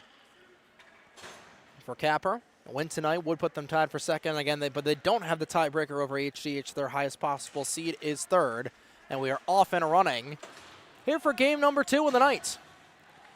Taken here by Chase Gaudioso, wearing one of the 225s on the ice for LSW, and Mr. Lemon Stick Wax comes into tonight with a record of 2-4 on the season, with 4 points on the year. Right now, 7th in the standings. That one skitters to the other side of the cage. Capper Hockey Services a record of 3-3 on the season so far. This is Matthew Nasinovich trying to put one on to Mitchell Jansarak, and on the other way, here comes LSW with a one-on-one, trying to drive in on the other way. That's JT Verdino wearing 5, and George Cote will hold up. We've already talked about our goaltenders already, so we'll go ahead and officially meet them, beginning with George Cote for Capper Hockey Services, the Madison, New Jerseyan. 2-1 in the season so far for the Connecticut College skater with a 3.67 GAA and 89.4 save percentage. He has been one of the best goaltenders in the JPL club division. So good he has been featured in a couple of pro division games as well. And on the other side of the ice, you've got Mitchell Jansarak, the Denville, New Jerseyan, currently 2-3 on the season with a GAA of a dead 7 and 80.7 save percentage. We'll see what these 2 goaltenders are able to do here tonight, but 13:53 to go. Already in period number 1. Trying to take that here is Nate Clack, and he gets on his horse. Clack trying to send it across to Verdino. Verdino with the hops there. Trying to get it away from him was the 7 of Daniel Furman. And much like last year, a lot of mostly high school and travel hockey kids here on Capper Hockey Services team. But they do have a couple of guys come in here from the college hockey ranks. Of course, Matthew Nasinovich, his second season with Capper Hockey Services. He and Daniel Furman both coming over from the Mountain Hawks of Lehigh University. We could see some fun things with them here on BSB in the near future. More on that, once we get things confirmed. As Ryan Walter crashing in, there's chaos in the low slot, and somehow it stays out. Sending it in was Brandon Ravito when that one steered wide. That was almost a very bad couple of situations there for LSW, and unfortunately for Capper Hockey Services, they're not able to take advantage. We'll give him 2 shots on that couple of chances, and it's whipped around here by Jack Gurney coming over from Johnson & Wales University from the NCAA D3 ranks. Furman right behind the tall tower of Ryan Walter. And LSW, they have been the primary home for a lot of these guys from the College of New Jersey. We'll be broadcasting the TCNJ Lions for our 3rd season. As right at the doorstep there, a great opportunity for Owen Young. He gets denied by Jansarak. And Gurney will take it to himself, gets it on the tape of Owen Young and the Chatham, New Jerseyan. Trying to play keep away from Gavin Jacoby. And it's taken back here once again by Zach Taylor. Taylor back on the tape of Jacoby, and he'll set things back in the right direction. In comes Walter. Walter trying to play it back over for Logan John. John is pickpocketed there. It's a race on the other side. Taking it back on the other way. Here comes Matthew Karabko. He's in a foot race with Connor Maniscalco. Maniscalco trying to dish it on the other side to Patrick Devaney. And that one whipped away once again, taken back here by Dylan Boris. Boris has got it at the point, sends one through traffic. Was high stick there by Maniscalco. And trying to clear it out there, that's Gavin Hirschman wearing 4. Back on the other side, Tom White, the captain of this Capper Hockey Services team, trying to kick it back to himself. He gets knocked down to the deck, taken back here by John once again. Here it comes down the right wing with it. Down the near side, puts one on target. First shot of the night for LSW, and the first save of the evening once again for George Cote. Tracking back on this one, and this will be an icing with 10:58 to go here in period number 1 of game number 2.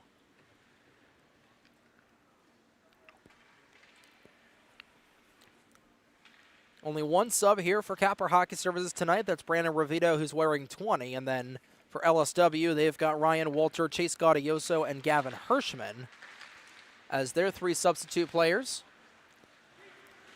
Pretty hard to miss Ryan Walter. He's taller than most of the dasher boards. He's taller than most of the glass here at the Cody Arena. 2-on-1 to the other way, and Jansarak! What a save! Oh, my Lord! You have got to be kidding me. Mitchell Jansarak, highway robbery to keep this a 0-0 game.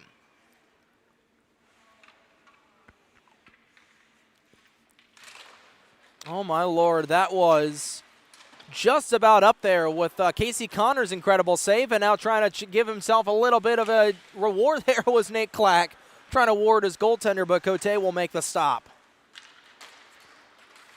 Back and forth play here, just like we saw at the beginning of the opening game between BSB and JMG. Verdino's got it back on the tape. We'll flip it back over to Chase Gaudioso wearing the other 25 here. We've already seen 1 University of Rhode Island Ram. Actually, we've seen 2 University of Rhode Island Rams on the ice so far here. It's Gaudioso trying to find it back over for Clack. Gaudioso will give chase himself with Maniscalco right behind him, and this will come back over to the Rowan Prof of Clack, and will come back over to Verdino. Regino trying to find it.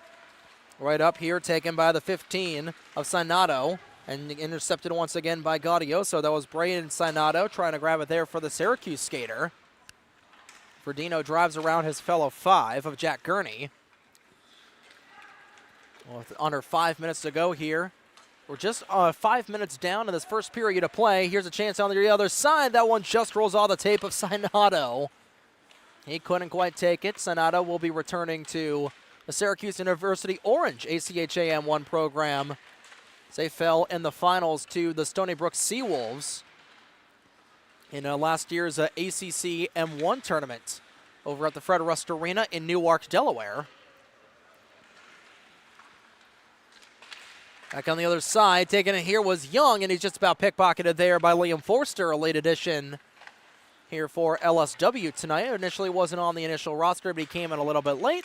In his first shift tonight, he's already beginning to make some noise. Onside with there is Zach Taylor, and he will drive himself in with 8:47 to go in the first period. Here's a chance. Here's a shot, and that's another slice. This time it was Gavin Jacoby who sent it wide. Sacred Heart AC/DC skater. We'll likely see him at some point this season as play will be halted, and we're going to have a delayed penalty here. It's going to be a hold going against Capper Hockey Services. So with 8:34 to go in the first period, an opportunity on the penalty shot for Mr. Lemon Stick Wax We'll see who will be the lucky skater to take it. I believe it's going to be Gavin Jacoby. Actually, it looks like it's going to be Liam Forster. Either Jacoby or Forster, it looks like it will be Gavin Jacoby. So Jacoby will go on to George Cote. First penalty shot of the night. And the save is made by Cote, and he comes up big for his second save of the evening, and it remains 0-0, approaching the midway point of the first period here in West Orange.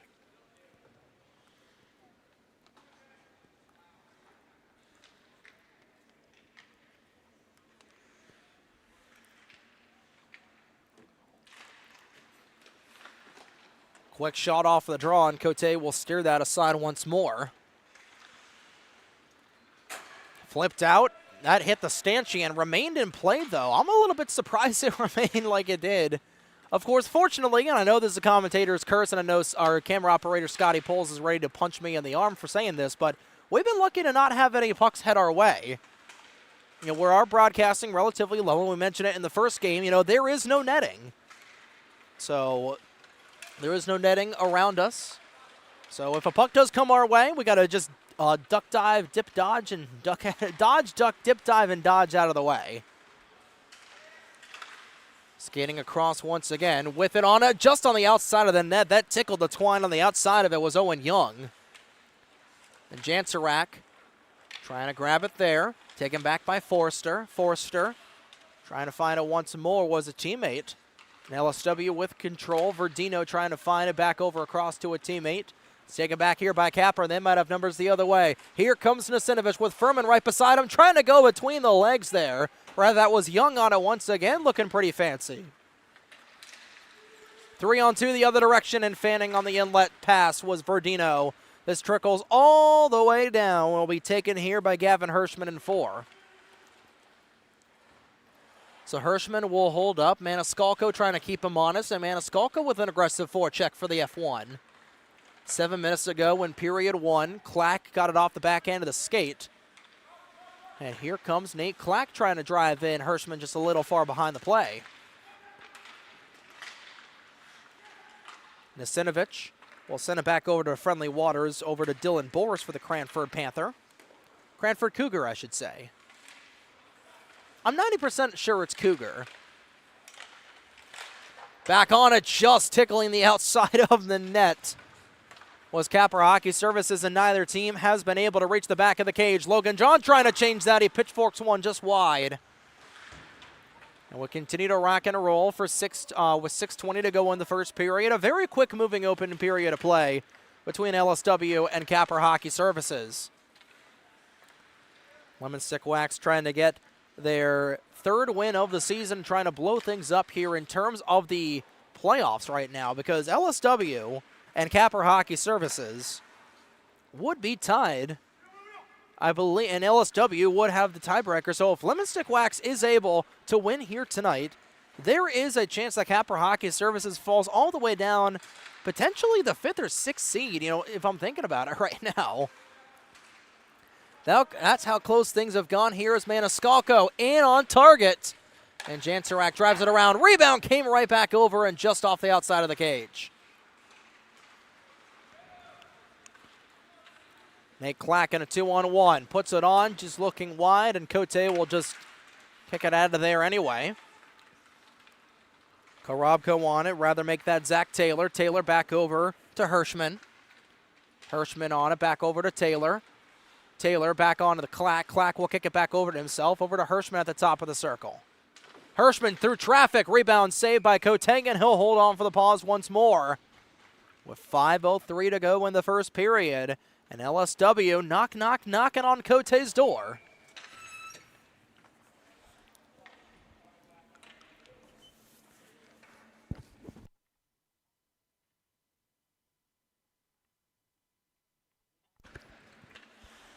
Five minutes to go in the opening period of play. And this will come all the way back down into the Lemon Stick Wax end of the ice. Jacoby on it once more. Down the near side, he'll just dump it in. Chasing after it will be Korobko with his second shift of the night. Backhanding it out of harm's way is Furman, and trying to pitch it off the backside of the cage was LSW. This is on the back of the cage. Everybody start playing a little bit there on the back side of the cage, and this will come down. Bodies collide. Tom White got tied up with Matthew Karobko. And once again on the other side, this is Gurney. Has it, lost it, flips it down on the other side. Jansarak just having to come way out of his cage to cover it up with a crashing Braden Sinato coming in hard.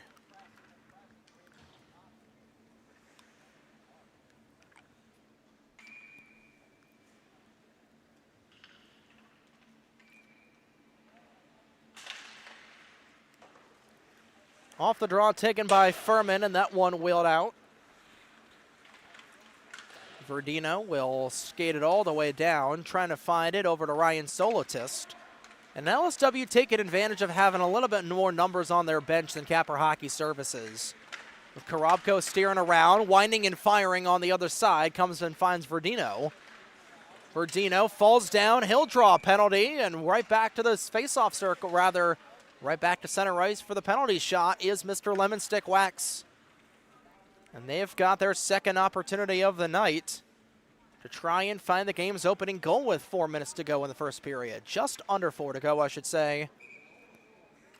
And it'll be JT Verdino. His first crack at the penalty shot here tonight, looking for his 11th on the season. In on Cote. Right between the legs, Cote still makes the save. Nice little dangle there for the man in 5. Traditionally wearing the 2 jersey, but he's going to be wearing the 5 spot on the back of his neck. The number 5. He's going to be wearing a 5-star on his back. If you know, you know. So the game still remains scoreless. This one just out of the reach of a couple of skaters there. That was Ravito who's trying to find it, and Cote will cover up. And I believe Michael Ty is going to be wearing the other 16 for Capper Hockey Services.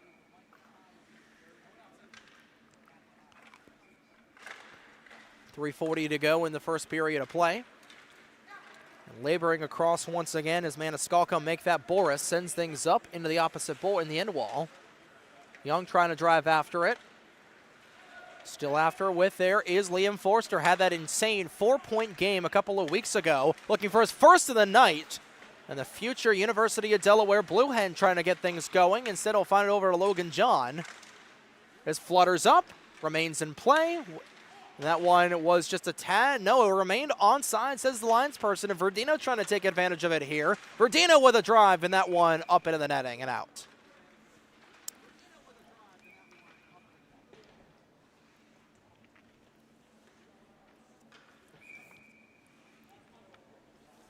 So Mr. Lemon Stick Wax, and we do get confirmation that a win tonight would put them in a 4-way tie for 3rd in the standings, with everybody having a 3-4 record for 3rd, if that were to be the case.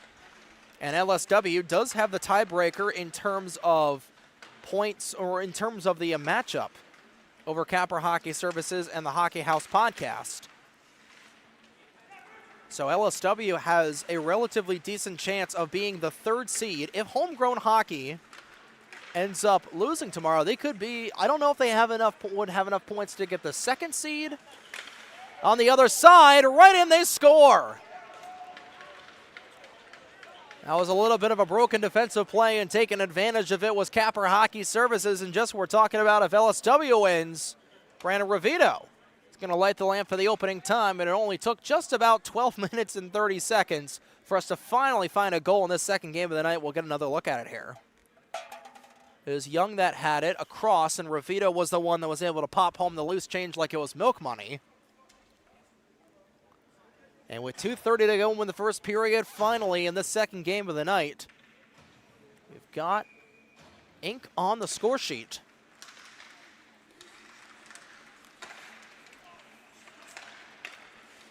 In transition, here comes Clack. Right as they come back, they score. So exactly 10 seconds later, Nate Clack and the Mr. Lemon Stick Whack Lemonheads will tie the game at 1, and we're right back to where we started from. And that was quite literally right off of the draw. They were mucking around a little bit there in the neutral zone. Here comes Clack, fires off a shot. and it was redirected. I couldn't quite tell who that was. That may have been, I believe that was Zach Taylor. We'll get the official standing here in just a moment. But just as quickly as we had one goal scored, 10 seconds later, we've got another. And we'll get the official standings, but I believe that is going to be Zach Taylor that got the goal. And now Nate Clack trying to get it back over to Taylor, who will just chip it in and out of the glove. And Cote didn't realize where Nate Clack was. He's still going to keep it alive, though. Great windmill deke for Daniel Furman, and the Lehigh Mountain Hawk will get it around the Rowan Prof. We will see the Lehigh Mountain Hawks at least a couple of times here on BSB with the TCNJ Lions. And I believe the Rutgers Scarlet Knights will also be playing Lehigh as well. So we'll be seeing a lot of the Mountain Hawks here and there. Speaking of which, Furman continuing to have it in his own cage, and that is tipped out of the air by a high stick, negated there by the touch-up by Matthew Nasinovich. Walters got it, cross ice feed for Korobko. Back over on it, in and out of the glove. That was Gavin Hirschman who was looking for it. And finally down to the final minute of play here in period number 1. It's a 1-1 game here at Cody Arena in game number 2 of night number 1 as Gaudioso's howitzer went wide. Gaudioso trying to find it once again. He will barrel his way through, setting up Hirschman. Hirschman with another chance, and that one ends up in the gear of Cote once again. 40 seconds to go in the first period, and it certainly has gotten a little bit chilly with the sun going down and the lights coming on.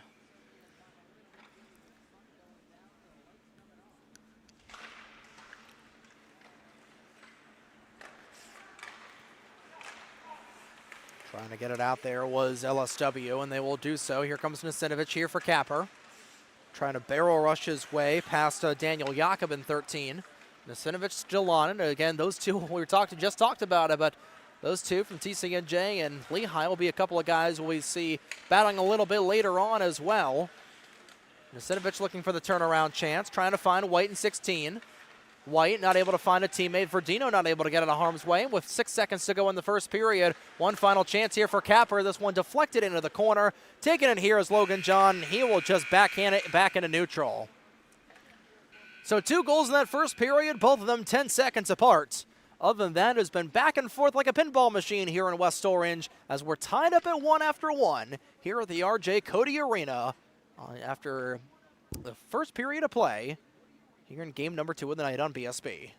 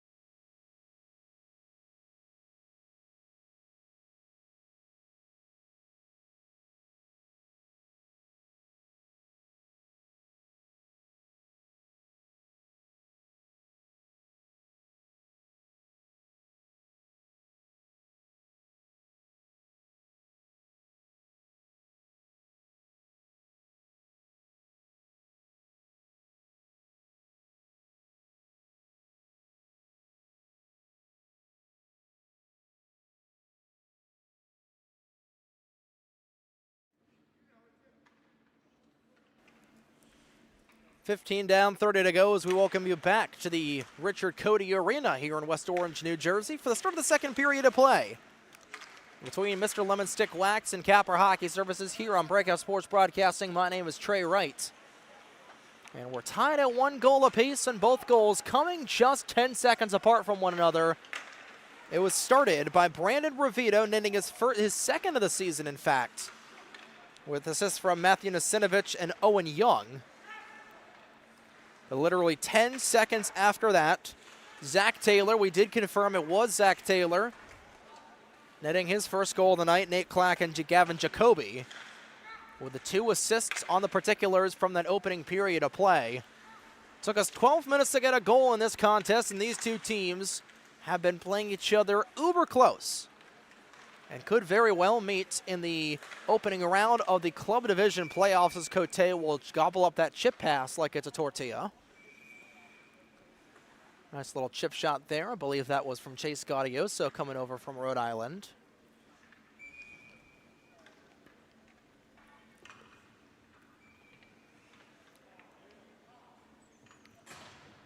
Of course, we talked about it before. The Rhode Island Rams and the Lehigh Mountain Hawks having a little bit of history here on BSB back in the opening round of the ECHA playoffs back in March of 2026. It's hard to believe that was, what, 4 or 5 months ago at this point? That was late February, early March. So, yeah, just about 5 months at this point. Hard to believe. Clack will find Gaudioso. Speak of the devil, we'll find it back over to the Rowan Prof, and Clack with a quick shot through traffic.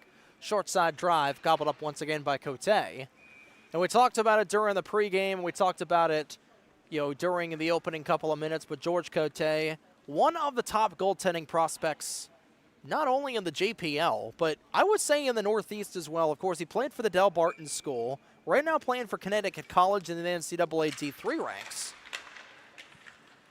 And, he has shown really well. And when he has been able to here in the JPL, of course, like many of us, having a very busy schedule for a young college student. It's back over as Jacoby trying to send it around Cote. Just we're giving him his flowers. He nearly gave up his second of the night, and that one steered aside. Great chance on the other way, and on the other side, this comes Ty with it. Owen Young back over across. Maniscalco would have had a completely open shot, and he just fanned on it. Back across for Ty. Comes back over across. Finding it is the 15 of Sinato. Sinato looking for an option. Back to the top for Maniscalco. Maniscalco right through traffic. Furman nearly redirected it home, and he redirected it wide instead. Gurney's got it. Back to the top of the zone goes Gurney. Sends one just a little bit wide. Sliced it like he was a golden fisk.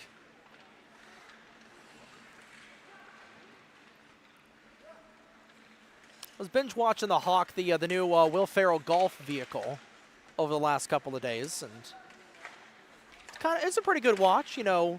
Golf and hockey typically go together like peanut butter and jelly. Learn a little bit about the sport, and here comes Nate Clack trying to bring us right back into Hockey Town. He just sticks it over the crossbar. Clack nearly on the attack, and he's not able to find it in the back of the net. Sinato trying to find it around Korobko, and those two both lose possession. Will come back to Korobko's collegiate teammate of Ryan Walter, who promptly puts it into Nasinovic's stick. Back over with it is Ty. This one just out of his reach. And Clack on it once again here.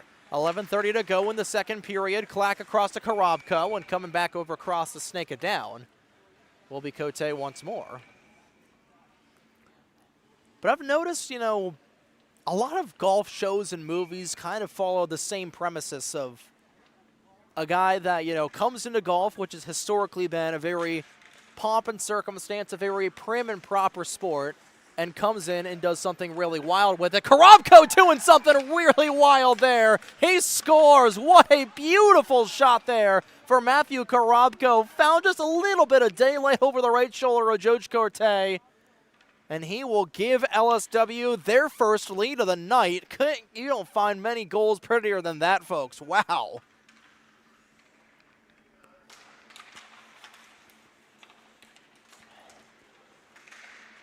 So Matthew Korobko getting wild here on the ice. I imagine he gets wild on the fairways as well. Incoming once again. This time it's blocked away by Cote. Shot from Daniel Jakob trying to become the second consecutive TCNJ Lion to find pay dirt. But it seems like in the majority of golf shows and TV shows and movies follow that same Happy Gilmore Tin Cup plot. It's hard to believe that we haven't had somebody in the real life, on the PGA or any of the lower levels like the Korn Ferry Tour, trying to, do that in real life, trying to do what Carson Hocevar has really done for the NASCAR Cup Series and the NASCAR landscape. Just come in, be that brash personality that completely changes the status quo, being, I guess, unprofessional, not to the tune of beating up Bob Barker or, dropping every curse word on air. Back on the other side and just slinging it across in a 2-on-1 there was Capper, and that was Young wasn't able to get it home. Nasinovich, top of the slot, over for Ravito. Ravito, partially blocked, trying to find it there was Ty once again. Wheeling it out, Verdino with the wheels. Here comes Verdino in a 2-on-1. Verdino, clack across, Verdino takes it himself and Cote covers up.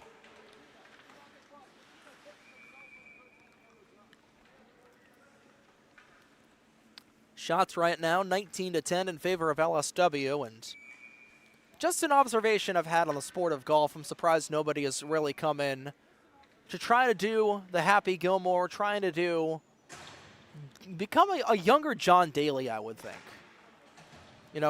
Maybe a combination of Kevin Costner's character in Tin Cup and John Daly.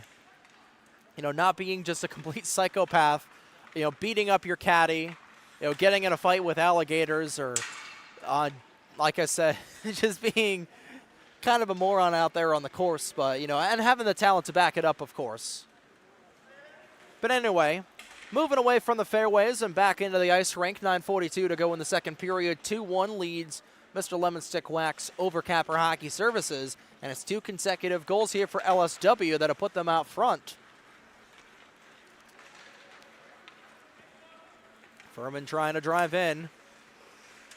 Make that gurney. He was looking to go top cheese. And that one just missing the mark by a little bit. On it once again there is Sinato. Sinato with a drive, and that one goes wide. Make that Maniscalco, who tried to send that to the moon.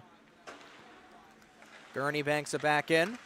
Back over. Maniscalco just a little bit away from it, and Dan Furman will track all the way down to his own end with 9:02 to go in this second period.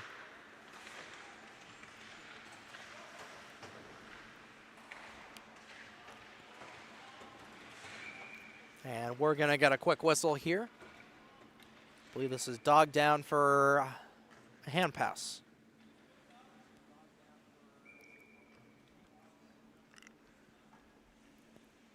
It'll be a hand pass going against Capper Hockey Services, so this will pop out of the neutral zone. Another very quick-moving game here between these two teams. Ryan Walter gets bodied into the boards. That's not a sentence that you typically hear in the wintertime, as Liam Forster getting taken to school there by Maniscalco. Maniscalco playing for the Crimson Tide of Alabama. As Furman not able to baseball bat that one away. Taken back here by Hirschman. And Hirschman's not going to beat out the icing, so this will come all the way back down into the LSW end of the ice.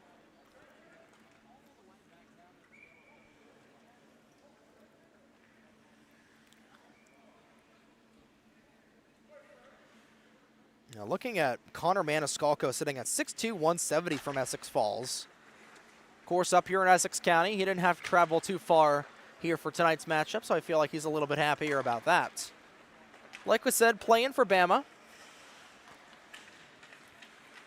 If I'm not mistaken, Alabama's got a M1 team now. Yeah, they do have an M1 team. I forgot they moved up to M1 last year. So he's definitely got the build of a Division I player for at the club level.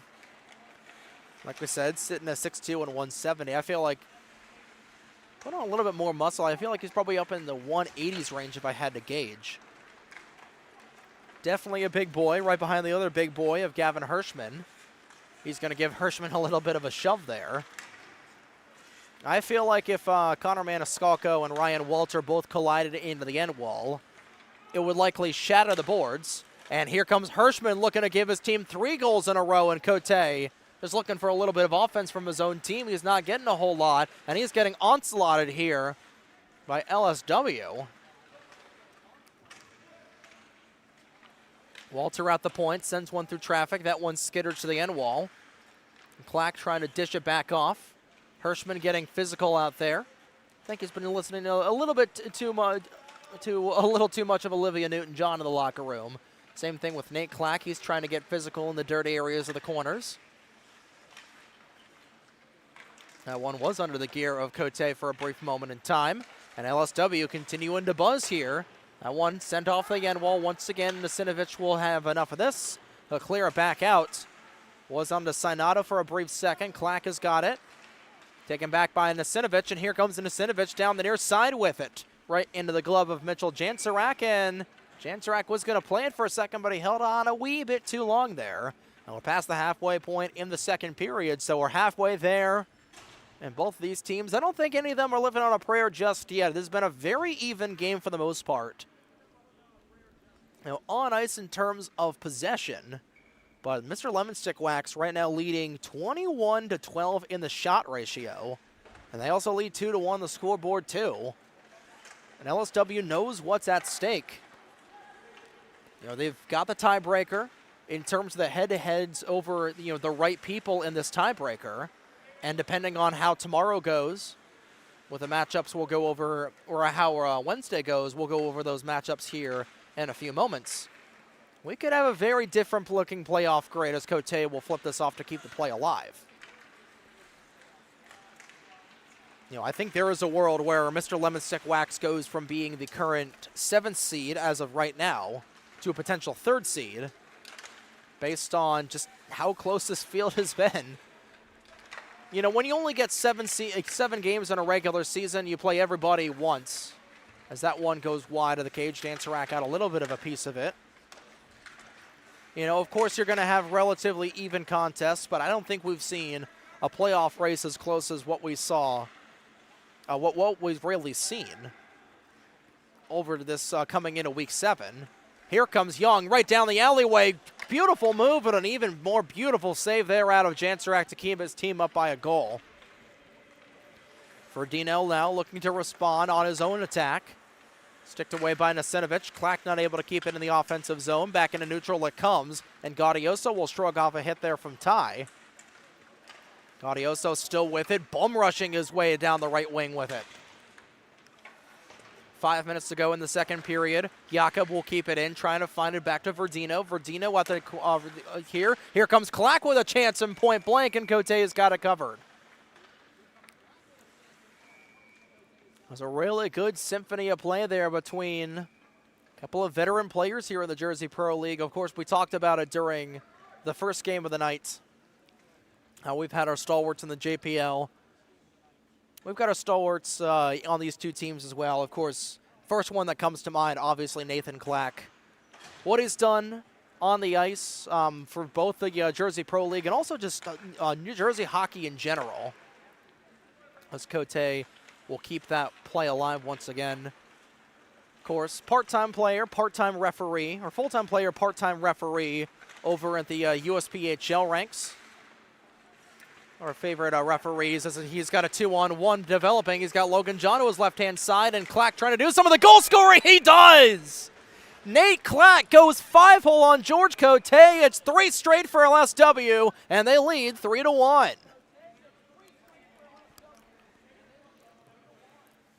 Just as we're giving him his flowers for what he's been able to do when he's on the third team wearing the zebra stripes. He'll light the lamp himself with a stick. And he makes it a 3-1 game.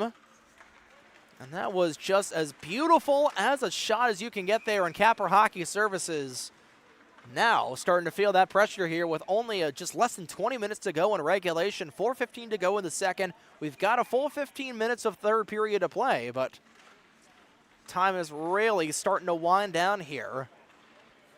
If you're Capper Hockey Services, you know that a loss here tonight and a loss to a couple of certain teams on Wednesday night could relegate you all the way down in the standings. And LSW, like I said, they've got the tiebreaker over Capper. They've got the tiebreaker over the Hockey House podcast. So if HHP loses to, I believe they play Homegrown Hockey on Wednesday, if memory serves me right.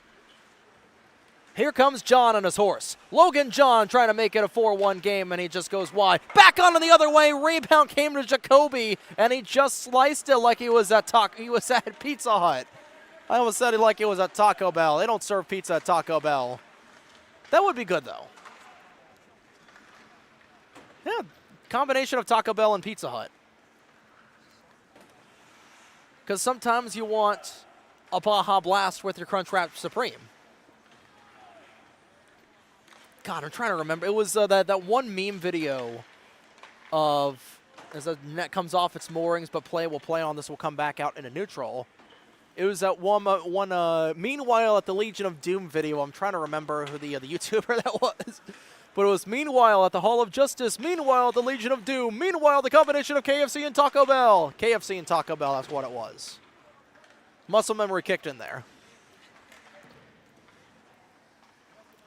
So meanwhile, back in game land, Logan John trying to finally get his first of the night. That one pinball to the low slot, eventually cleared out. Off to the races, here comes Capper. This is Dylan Boris trying to get things in. Back across, they score!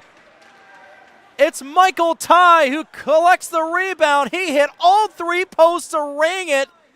He rang the post and he lit the lamp red. And right back in the dance is Capper. Michael Ty's got his second. It was all set up by Dylan Boris. And lo and behold, pinging all three bars there was the young man of Ty. And the Chatham, New Jerseyan will bring Capper back within a goal. And this game's certainly far from over, ladies and gentlemen. 2:17 to go in the second period. Maniscalco trying to get that away from Nasinovic, and Nasinovic will get up to Maniscalco. Ty trying to get in as well. And it's Chase Gaudioso on it. Gaudioso in a 4-on-1, just cranked it wide. Korobko now in the corner. Trying to find it away to John. John, right in the low slot there, had an opportunity with Hirschman. Hirschman fanned on it. 1:48 to go in the second period of play.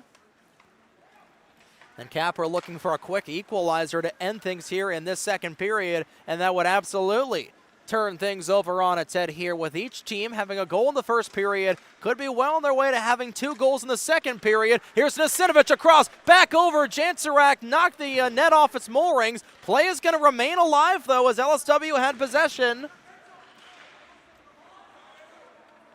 And that will remain on here with 1:18 to go in the second. Maniscalco had it, lost it. Hirschman's got it. Hirschman to the near side, and that's patted away once again by Cote. Jakob keeps it in, bouncing puck towards the net front.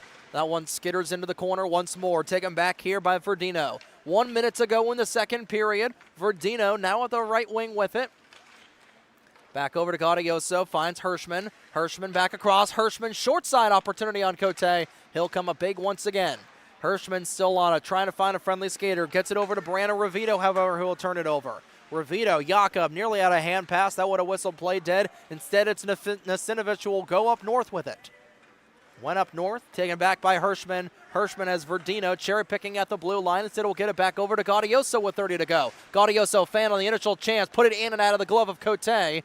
And once again, back and forth, eastbound and down we'll go. Here we go for the final 20 seconds of the second period. Here comes Braden Sinato looking for the equalizer late in the second period. Sinato backhanded, intercepted by Gaudioso.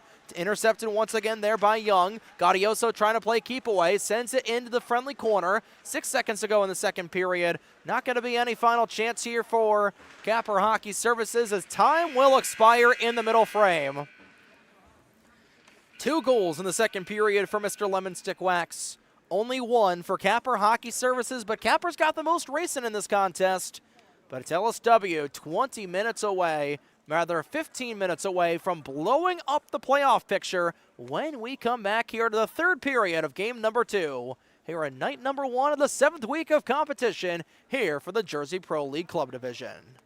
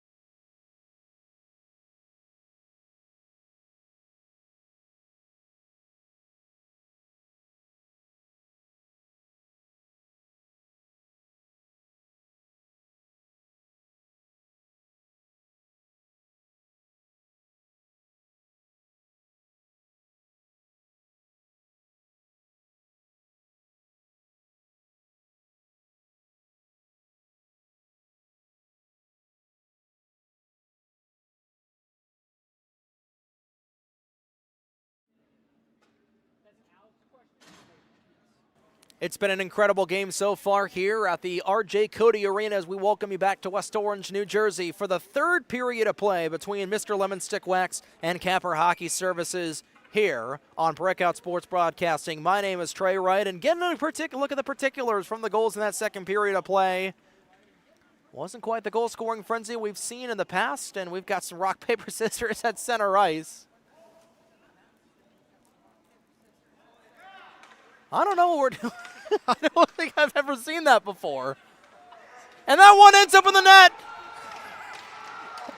Michael Ty from 45 feet out sends it in between the wickets and ties the game at 3. That's the JPL, baby. It started off with a win, and Ty from more than 125 feet out. Oh, my Lord.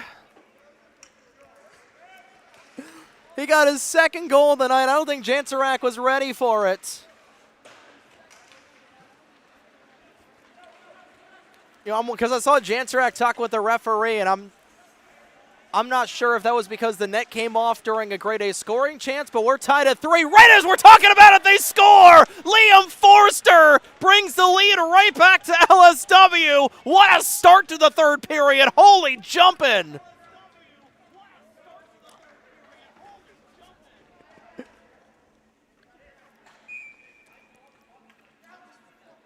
Oh, my Lord. What a shot. Another bar down goal for Liam Forster. I've said it so many times, and I'm going to say it again.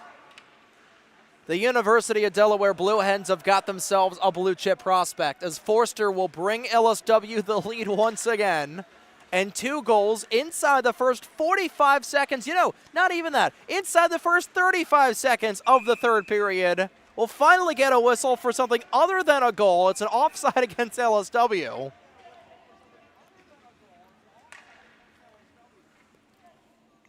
My goodness gracious. You can't ask for a more insane start. You know, Carollo, it was probably because we had rock, paper, scissors to start the third period.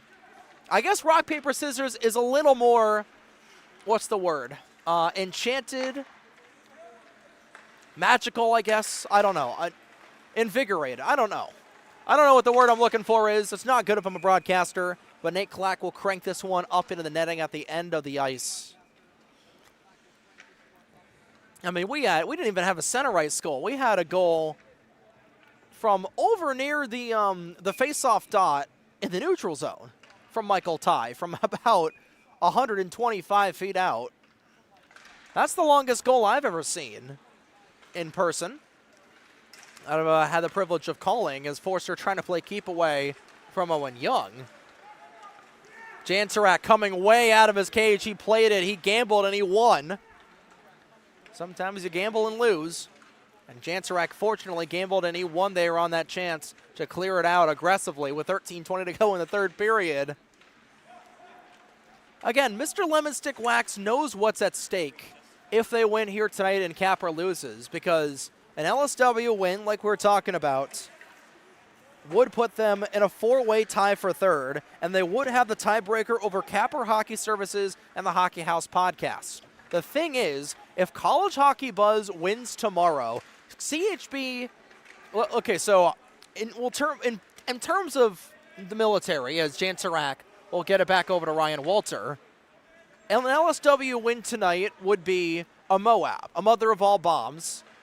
College Hockey Buzz beating homegrown hockey tomorrow would be a full-on nuclear bomb, because that would give College Hockey Buzz the number 2 overall seed. There's a chance that homegrown hockey could fall outside of the top.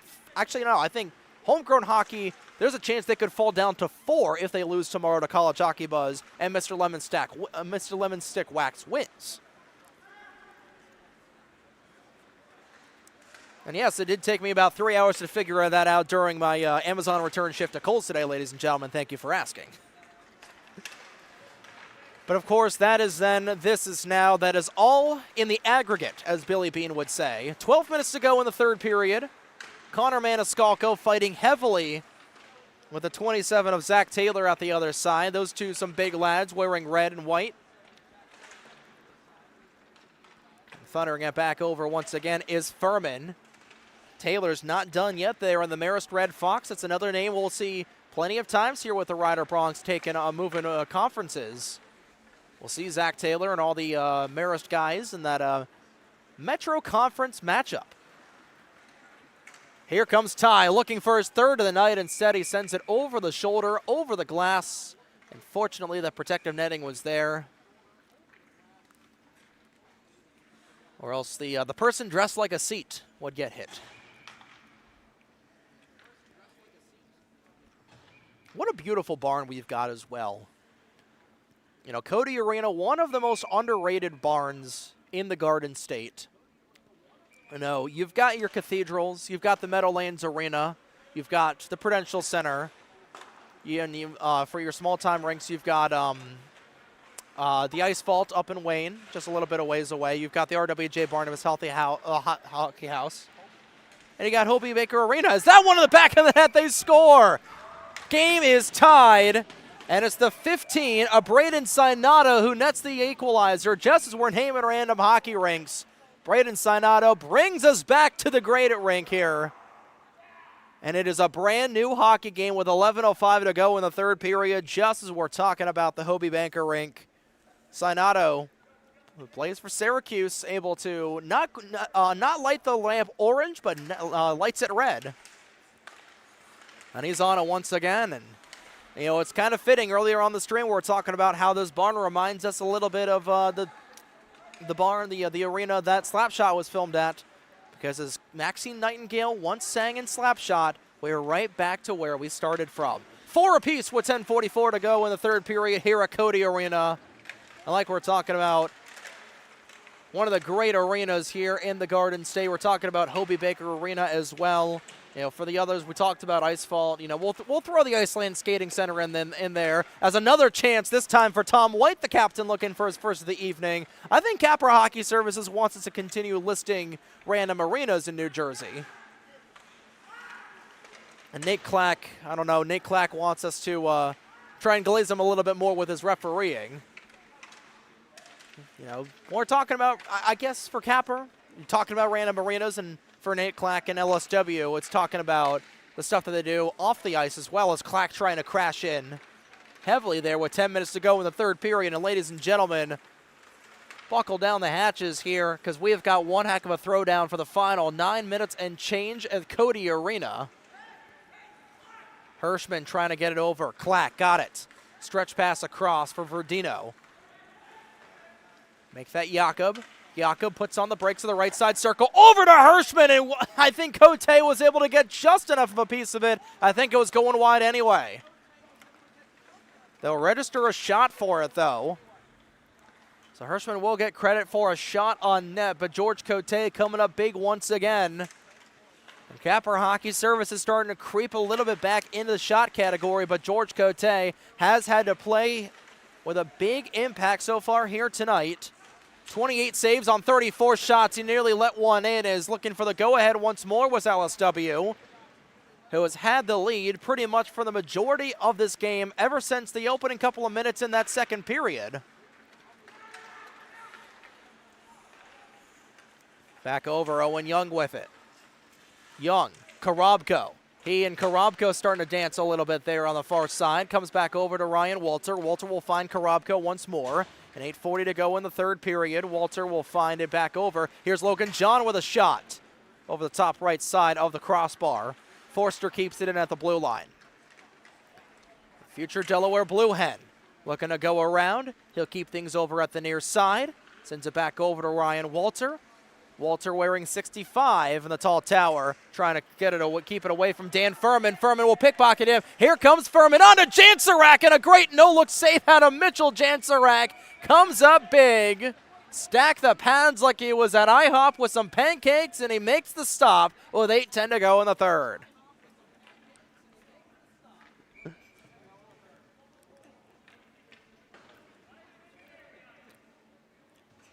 We have seen some incredible play out of pretty much everybody on the ice.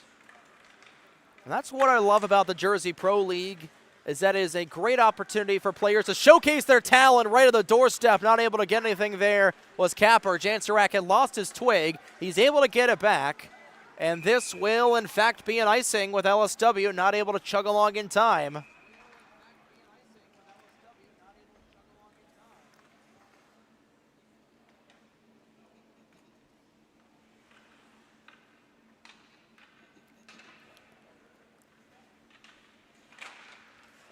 Face off in the offensive zone for Capper, and this one cleared down by Jansarak once more.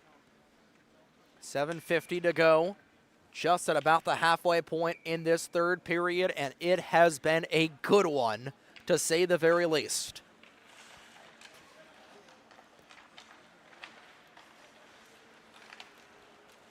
Capper trying to establish possession. They'll do so. Turning on here once again is Gurney. Gurney pitches it back over, nearly had with a wide open chance there was Ty. Instead, Jacoby will take it back into his own side, and both teams starting to really buckle things down here in the defensive zone. Furman lays the body. That's not something you see a lot here in the Jersey Pro League, and Jacoby will escape. Jacoby on it once more. Finding it back over. Has Verdino. Verdino trying to get it back over across to Zach Taylor. Taylor trying to dig after it. He'll do so past the halfway point in the third period. Here's Taylor with a howitzer, and that one just sticked her wide. In transition once again, coming Capper Hockey Services. This is Ty on it once more. Puts on the brakes. Trying to find it. There was Walter. Intercepted once again there by Ty. Back on the other way. Rebound came back across. Big howitzer coming, and Jansarak comes up huge. Wow. You don't want to talk about a high-velocity howitzer. That was a slap shot right to the midsection there as Owen Young had some meat on that shot.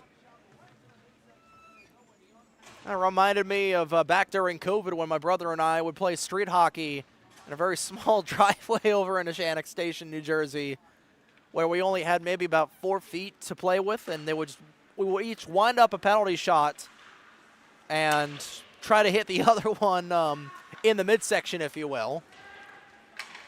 Some COVID brotherly love. 6:30 to go in the third period.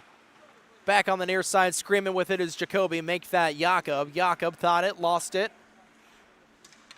Playing it back over, across. On it once again, nearly between the pads of Cote, and he'll come up big once more. Foot race on the other side. Jakob trying to win it. Nasinovich right at his 5 o'clock. Jakob will bank it all the way down. Taken here by Boris. This is Solotist trying to find it there. Taken back here by Hirschman. Hirschman with a chance in and out of the glove, rather in and on and off of the chest protector of Cote, I should say. You could hear that diff from here. Gaudioso on to Hirschman, the two makeup skaters. 5:37 now to go in period number 3. Hirschman across, that one waffle boarded into the corner. Hirschman collects his own rebound. Intercepting it there was a Capper skater. In transition on it comes the 15 of Sinato. Sinato in the orange gloves for Syracuse University. On to Connor Maniscalco, and the Alabama Crimson Tide skater can't hold on to it. The Rhode Island Ram of Gaudioso can't hold on to it either. It'll come to the Lehigh Mountain Hawk. Sends it in. That one trickles through the blue paint like it was some water. And that one goes into the opposite corner. Nasinovich intercepts it. Up for Maniscalco in the low slot. Back on the other side, they score! Maniscalco with the initial chance. It rebounded right to Tom White. Jansarak thought he had it for a moment, but Capper Hockey Services for the first time since 12:50 to go in the third period. First period, I should say, leads with just under 5 to go in the third.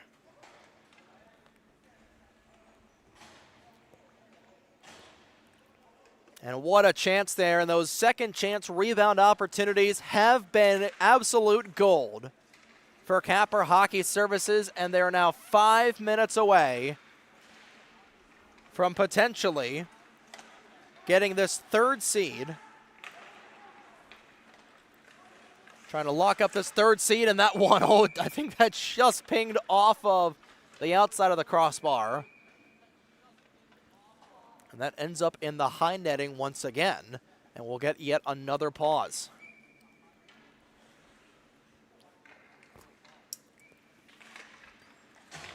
Face-off one, Ravito's chance goes wide. Gaudioso's got it, steering around Owen Young. Gaudioso turns it over. Wide open planes on the other way. Here comes Young off the side of the net once again. Ravito on the rebound, trying to get it there once again. Well, it was Ty in the low slot once more. Here they come on the other side. Now LSW with the pressure on them. That one, right below, they score! What looked like a nothing burger shot on goal for Logan John ends up being the equalizer, and we're at level pegging once again here at Cody. Oh my goodness gracious, what a bonkers third period this has been. Back and forth does not even begin to describe how crazy this third period has been. It started off being 3-2 in favor of LSW. It is now 5-5 with 4:05 to go in this third period. My goodness gracious, it doesn't get any better than this in the Jersey Pro League Club Division.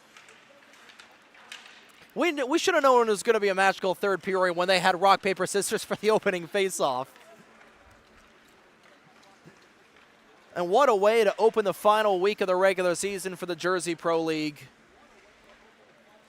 And of course for all our staff here tonight, for Scotty Poltz, our videographer, for Carlo Pascal, our technical director, who has earned a well-earned vacation for these next couple of days, along with a lot of the BSB veterans as well. He, Colton Reynolds, Davey Langer, and John McCooch off in Viva Las Vegas for the next couple of days here. A well-deserved vacation right before playoffs will get started. Jansarak coming out, and he will make the gloves stop with 3:16 to go.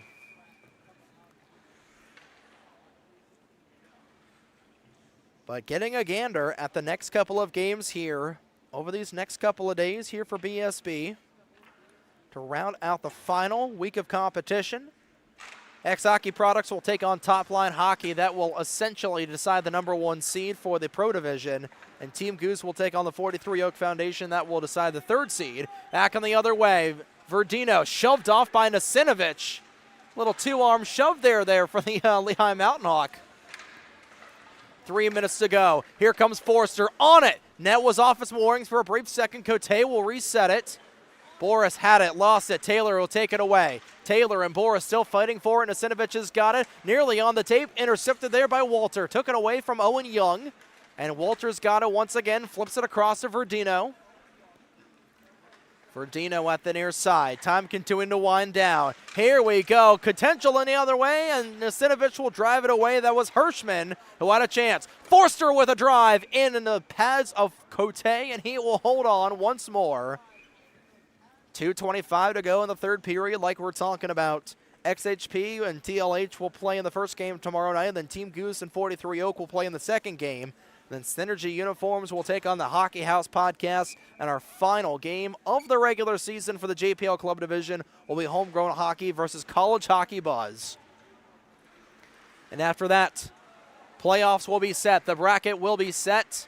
And we'll have playoffs on the horizon this upcoming week. 4 consecutive days of the Hockey House. And JT Verdino fanning on what would have been the game-winning goal. Here comes Capper in transition. Sinato across, blocked there with a skate of Forster. Sinato on it once again, sending it across. Nasinovich back over, closing the door in time was Jansarak. It was going wide anyway, but he robbed Tom White. Could have potentially been the winner. White on it once again. Back over, taken by Verdino. Verdino over across to Hirschman. $1:43 remains in the third period here in regulation. Hirschman trying to get after it. Here comes White on his horse. A 3-on-1 for Capper Hockey Services. Sinato to White. He couldn't get it across him, and Escalco for the wide open net. Hirschman trying to find it. It's Nasinovich on it. Has it to Sinato. Sinato looking to turn and burn, not able to grab anything there. Sends it across that man, Escalco wide all alone. Here comes Hirschman across. Surrounded by red jerseys, 2-on-2, going back the other direction. Hirschman gives himself some space and waffle board into the corner by Cote. 65 seconds to go in regulation. Big shot from the left circle, and George Cote will hold on for another big pause with 1:01 to go in regulation.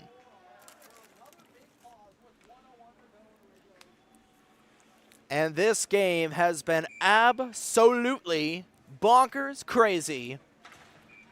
And it could come down to this final minute of play here in the third period. Offensive zone draw loss for Mr. Lemon Stick Wax. Maniscalco's got it. Trying to find it there. Off of the tape, off the skate of Ravito. Coming back with it is LSW, and even 3-on-3. Nate Clack, one goal already tonight, looking for another one and just steered it wide. 42 to go now in the third period. Cote with it once again. He'll keep the play alive. Trying to catch LSW off guard a little bit there was Dan Furman. Here comes Sanato on it once again. One of the many goal scorers we have had so far tonight, and he just got it off of Gaudioso. Back across, nearly wide open for Maniscalco. We couldn't pull the trigger. Here's Jacoby across the Clack. 2-on-1 here. Clack nearly off to the races. In on Cote. Big run coming. Net comes off its moorings. I believe that was Matthew Nasinovich. Rather, that was Dan Furman. Got my Lehigh skaters a little bit confused. And he went spine first right into the back of the net. Knocked it off its moorings with 17 seconds to go. And a crucial offensive zone face-off here for Mr. Lemon Stick Wax. Could decide the game here with 17 seconds to go in the third period. Here we go. Drive. Shot. Here comes Young on it once again. 10 seconds to go in the third period. One final chance for Capito to try to win this in regulation. Sanato across. Not able to grab it there. Final 3 seconds will tick down. Young with a drive. Save made. Rebound came across. They score! As time winds down. Jack Gurney, a literal buzzer beater for Capper. And what a thrilling finish to a thrilling third period here at Cody.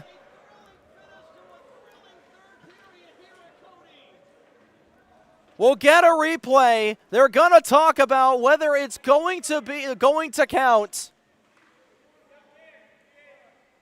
That definitely went in. I feel like it went in.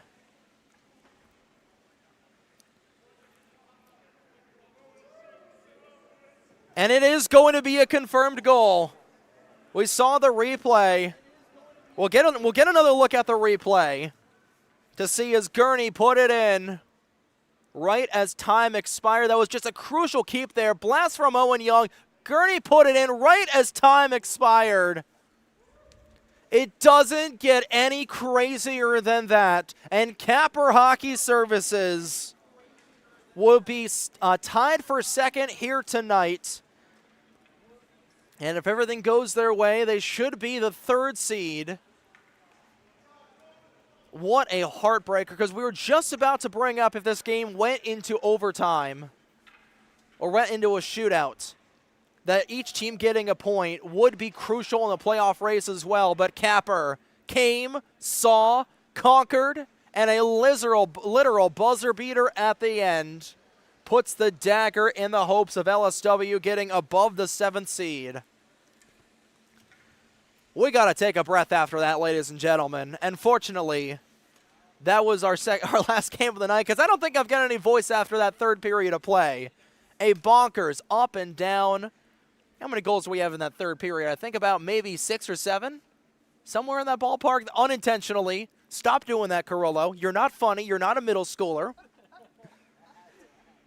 I think it's about high time we log off air, ladies and gentlemen. What an opening day, an opening night, I should say, for the Jersey Pro League's final week of the regular season.